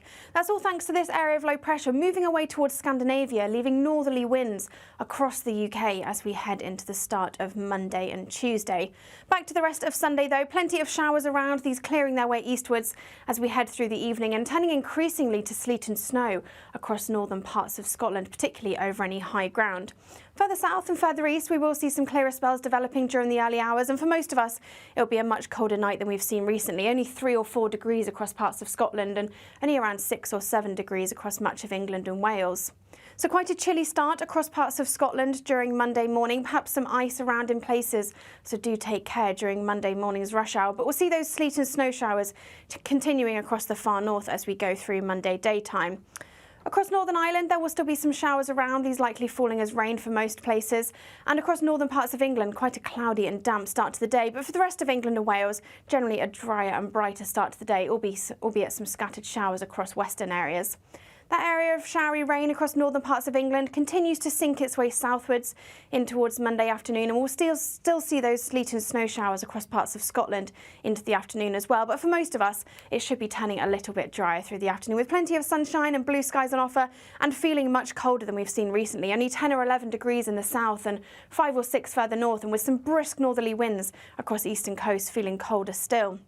A cold start to Tuesday as well. Quite a widespread frost across the UK, but turning increasingly cloudy from the west as we see this weather front pushing its way eastwards into the afternoon, likely to turn to sleet and snow over hills in the north. Further wet and windy weather is likely through Wednesday and Thursday, and we'll see those temperatures on the rise too, back to around, if not above average for the time of year. Good Afternoon Britain isn't just about us. The wonderful thing about this programme is it's about everyone watching. It's an interactive programme. Well, there absolutely is something to see here, and we're going to be talking about it more. Whether it's breaking royal news, Will, please bring us up to date. Or indeed a particularly punchy speech in the House of Commons. Very, very curious. We bring it to you live, and then we bring you live reaction as well. That's Good Afternoon Britain, weekdays from midday. Only on GB News, the People's Channel, Britain's news channel. Mark Dolan tonight is your weekend dose of news, debate and entertainment. This sounds like a wild conspiracy theory. Don't miss my big opinion. Mark Meets and my take at 10. Democracy is a funny old thing. And we don't do boring, not on my watch. I just won't have it. Let's go and get another glass of that bubbly. You've earned it. That's Mark Dolan tonight, Saturday and Sunday, 9 to 11, only on GB News, the People's Channel, Britain's news channel.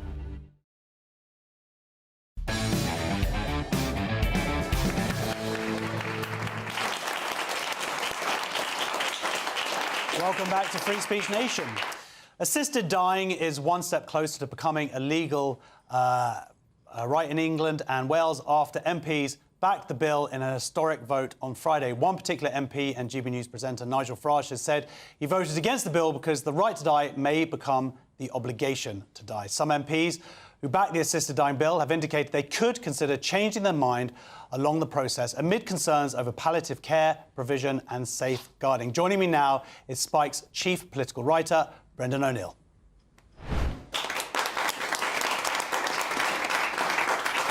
Thank you. Hi, Brendan. You wrote a very moving piece this week. Would you mind just summing up for our audience?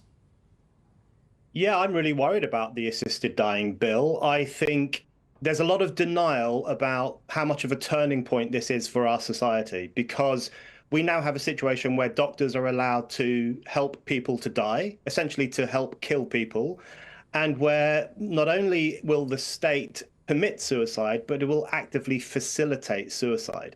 So this is a transformative situation in our society. I think there's a lot of denial about that, and there's a lot of euphemism. You know, people keep talking about the right to die or the right to a good death or assisted dying, you know, all these kind of euphemistic phrases, avoiding the reality, which is that people are going to be helped to kill themselves by the government. And that's a very serious situation. I think it transforms the relationship between the state and the citizen in a way that is actually quite concerning. Yeah, I mean, talking about potential consequences here, a lot of people say that this is a slippery slope. But I thought what was interesting about what you wrote was that it actually, the scope, the negative consequences are actually larger. Yes, I think, you know, not to get too philosophical about it, but I can't help seeing this bill and this whole idea of assisted dying as being part of a society that seems to have lost the will to live. That's what it feels like in modern Britain. Lots of people are not having children. You know, we're not having enough children to replace ourselves, essentially. There's also this idea in the culture that humanity is a burden. You know, we're a burden on the planet. We're a burden on the NHS. We're a burden on the economy. People talk about the human footprint, the human plague. There is this idea in 21st century society that human beings are a bit of a pest. You know, we're a bit of a pain in the neck. We cost too much money. We cause too much pollution. We have too much of an impact. I can't help but see the assisted dying idea, which sometimes feels like almost like a bourgeois cult of death, really. I see it as being part of that outlook. I see it as being part of an outlook where we now err on the side of death rather than on the side of life, and on the side of shrinking humanity's presence on the planet rather than expanding it and celebrating it. So there's a depressive anti-humanism, I think, behind some of the assisted dying discussion. Yeah, and we have seen in places that it's been implemented in the past, the scope widen in a very scary way. Of the case of a 29-year-old who wanted to commit suicide because they were depressed. That's right. And, you know, people will often say, don't use the slippery slope argument. It's a cheap argument. It can be sometimes, but it's very real in the assisted dying discussion. And we've seen this across the world. You know, for example, in Canada, where they've had assisted dying for some time, recently, some of the people who have called for assisted dying and received it have been people who are not terminally ill, but have unmet social needs. These are people who are homeless or who have run out of money or who have few future prospects, who don't know how they're going to pay for their healthcare or their futures. And they have been allowed to kill themselves. Now, to my mind, that's a form of euthanasia. The logic of euthanasia exists in cases like that, because this is society essentially saying, well, you've got no money, there's no prospects for you going down the line, so how about you just bump yourself off? So that logic, I think, is contained in the whole assisted dying idea. But as I say, there's a great reluctance to grapple with that. And instead, we hide behind the language of freedom instead of being honest about ourselves, which is that people are going to feel pressured to die because people often do feel like a burden at the end of their lives. And I think that will be a bad situation if that happens. Yeah, and people change their minds. And as we've seen, when people are given these they're being told that they have 6 months to live, many times that was wrong, as it turned out, and they end up living decades later. So that's part of the dangerous. This week, our government met, they debated for 5 hours, which seems like a paltry amount of time to discuss something with such sort of far-flung implications. It was quite a close vote, though. Now there's talk of more people maybe changing their minds, which is good. That's a democracy.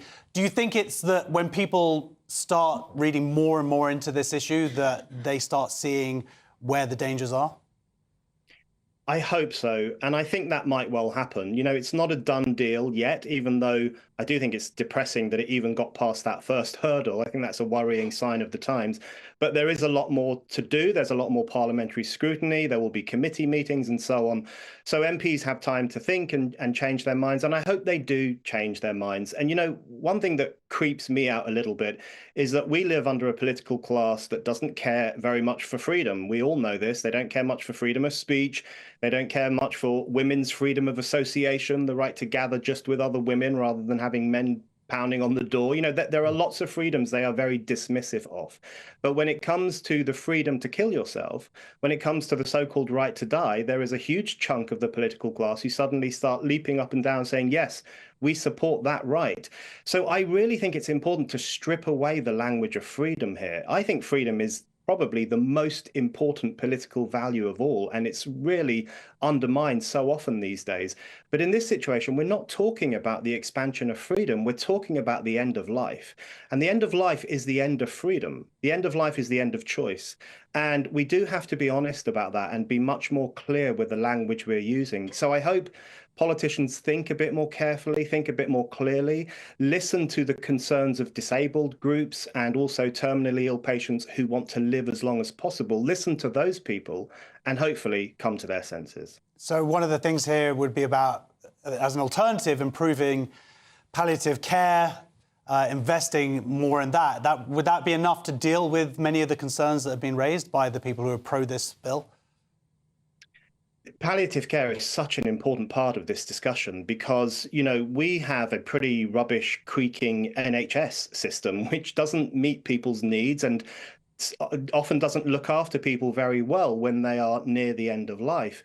And I really do foresee a situation where those kind of problems in the NHS could very naturally lead to a situation where people say, well, you know, we could save, I don't know, £67,000 if this person is killed 4 weeks before she's due to die. You know, you can foresee those kinds of calculations precisely because the NHS is such a crunched and creaking institution right now.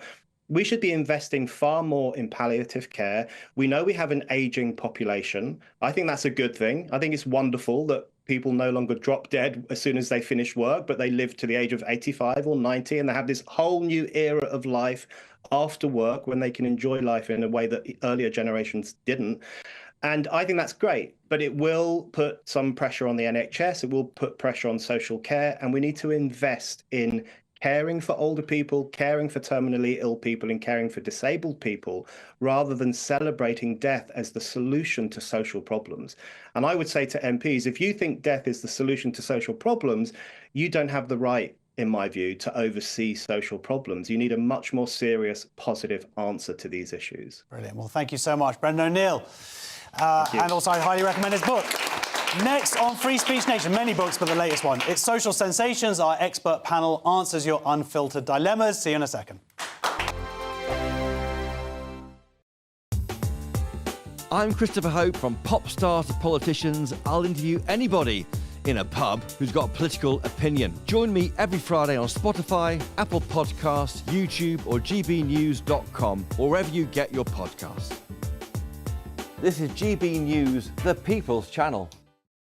This is GB News, Britain's news channel. As Strictly Come Dancing approaches its iconic Blackpool episode, marking halfway through the competition, visually impaired dancers across the country have spoken out about how groundbreaking the casting of Chris McCausland is, who suffers from, if I hope I'm saying this correctly, retinitis pigmentosa, and they've found him particularly inspiring. We've been talking, Sean, about how the casting of Strictly has been inspiring to so many people, but I imagine there'll be lots of people who are watching this at home finding your story of resilience really inspiring, because you've obviously really been through it. Is dancing something that has sort of, you know, helped keep you going through all of those troubles? And what does it mean to you to see casting like this on a show like Strictly Come Dancing? Like I say, all the things I went through. So those 9 years when I wasn't dancing, you know, I was still dancing in my head and just banging on to other people. Very much not just people with sight loss. You know, I've been a big advocate for people with social isolation. So many people on their own now, social anxiety, especially since COVID.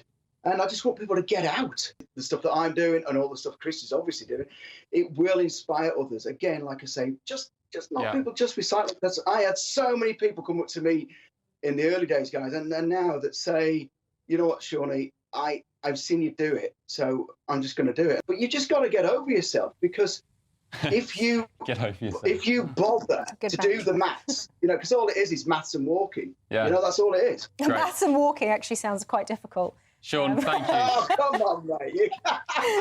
Can you shout? Can you walk? Crack on. Sean, you're an inspiration. Thank you, mate, for joining us this morning. Really appreciate it. You're a star, and so glad. Just before I go, I'm just going to say this is Kev. Here's Kev. GB News, the People's Channel. In the GB Newsroom, we bring you the news as it happens. With our team of dedicated journalists across the UK, we're ready to keep you up to date with what's happening every half an hour, every single day. Bulletins here on GB News, the People's Channel, Britain's news channel. Nightmare commute? Kick it up a gear with GB News Radio. You can listen online and on DAB+ and on the GB News app. We're also on TuneIn and the Radio Player apps. From the school run to rush hour, get revved up with GB News Radio. We are the People's Channel, Britain's news channel.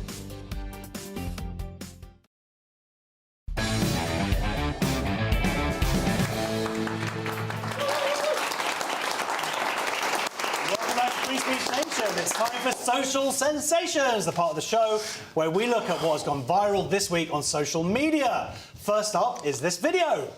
Basically, I am not, if you stole it from rich scum, by all means keep it and sell it, but I'm like a really, And I want to say, if you guys come up with my iPhone, I will give you more than, I'm an honest person. Have you seen this before? She's a very good person. She got her phone stolen. This is in Portland, I believe, which is a very sort of famously liberal city. Yeah. And she goes up to them and says, look, guys, I know you stole my phone, but I'm one of the good ones. Steal from the rich people. Don't take my iPhone. Like Robin Hood. And surprisingly, they didn't give it back. Of course they didn't, because Portland are famous. Drugs are nice. Yeah, drugs are nice. Did I say that? But I haven't taken any, ma'am, I promise. No, this is what happens in Portland, though, isn't it? Because Portland, obviously, famously during the pandemic, or just after, famously associated with Donald Trump, of course, they became this kind of anti-state where there was no police, there was no law, there was no nothing. And this is what these people wanted, and this is what you get. It's the crime through the state, then. What do you think, Lewis? What would you do if your phone got stolen? Would you go up and say, look, I'm Lewis Schaefer? Yeah, no, I'd say mine's Take a selfie with me. Mine's a Moto G. It's not an iPhone. It only cost me £169. So that's the trick, is not to get an iPhone? Yeah, screw those people. You can look at her. She's so skinny. She's a vegan, obviously, so... She doesn't deserve to have a phone. OK, that's one solution for crime. Next up is this video where protesters show their creativity when dealing with riot police.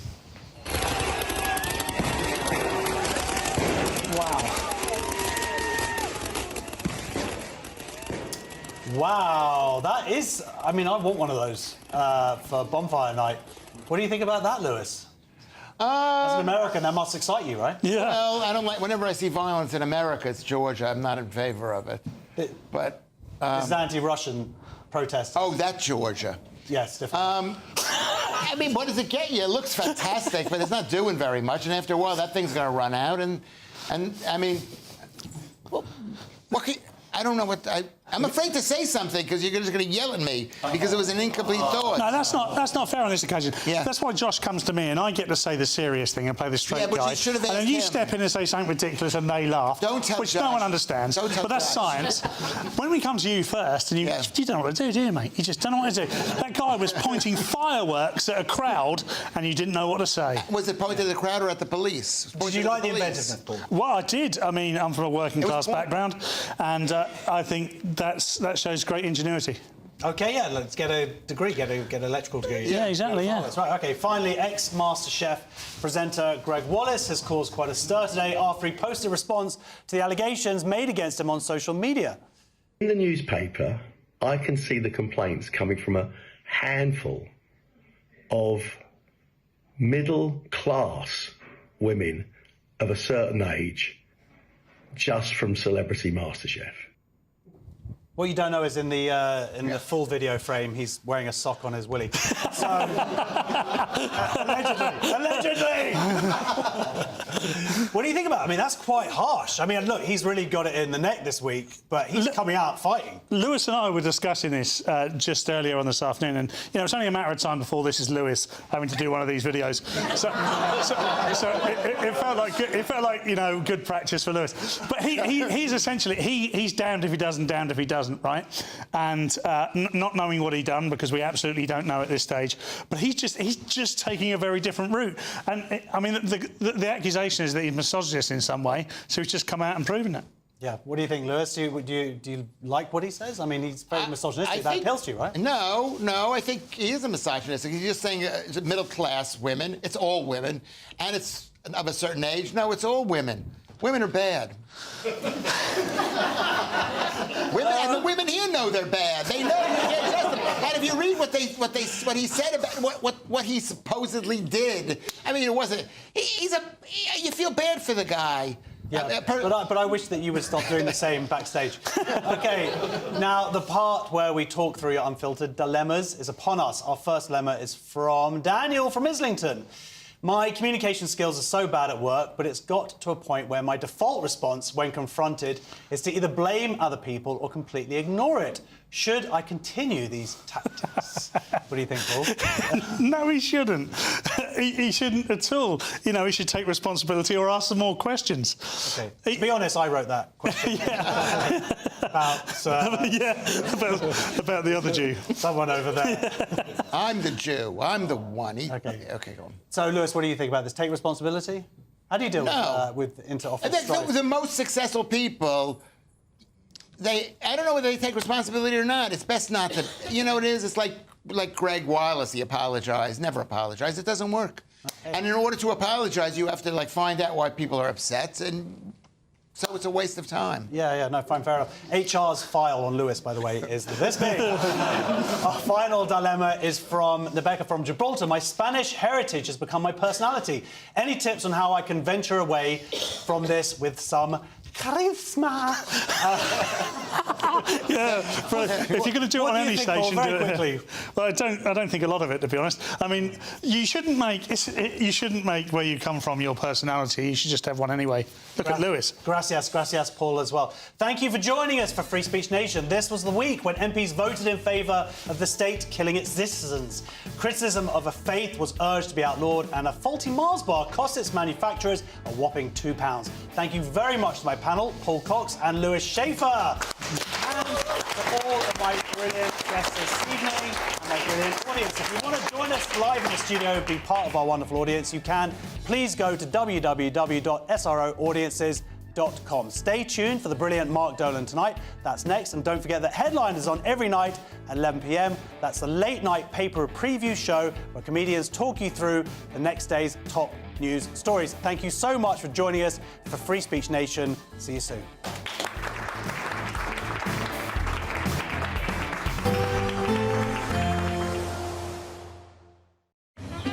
We can expect clear skies leading to a light and warm day ahead.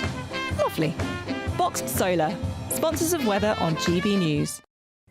Good evening. Welcome to your latest GB News weather from the Met Office. There's been plenty of showers around for many of us this weekend, but it will be turning colder as we head into the start of the new working week.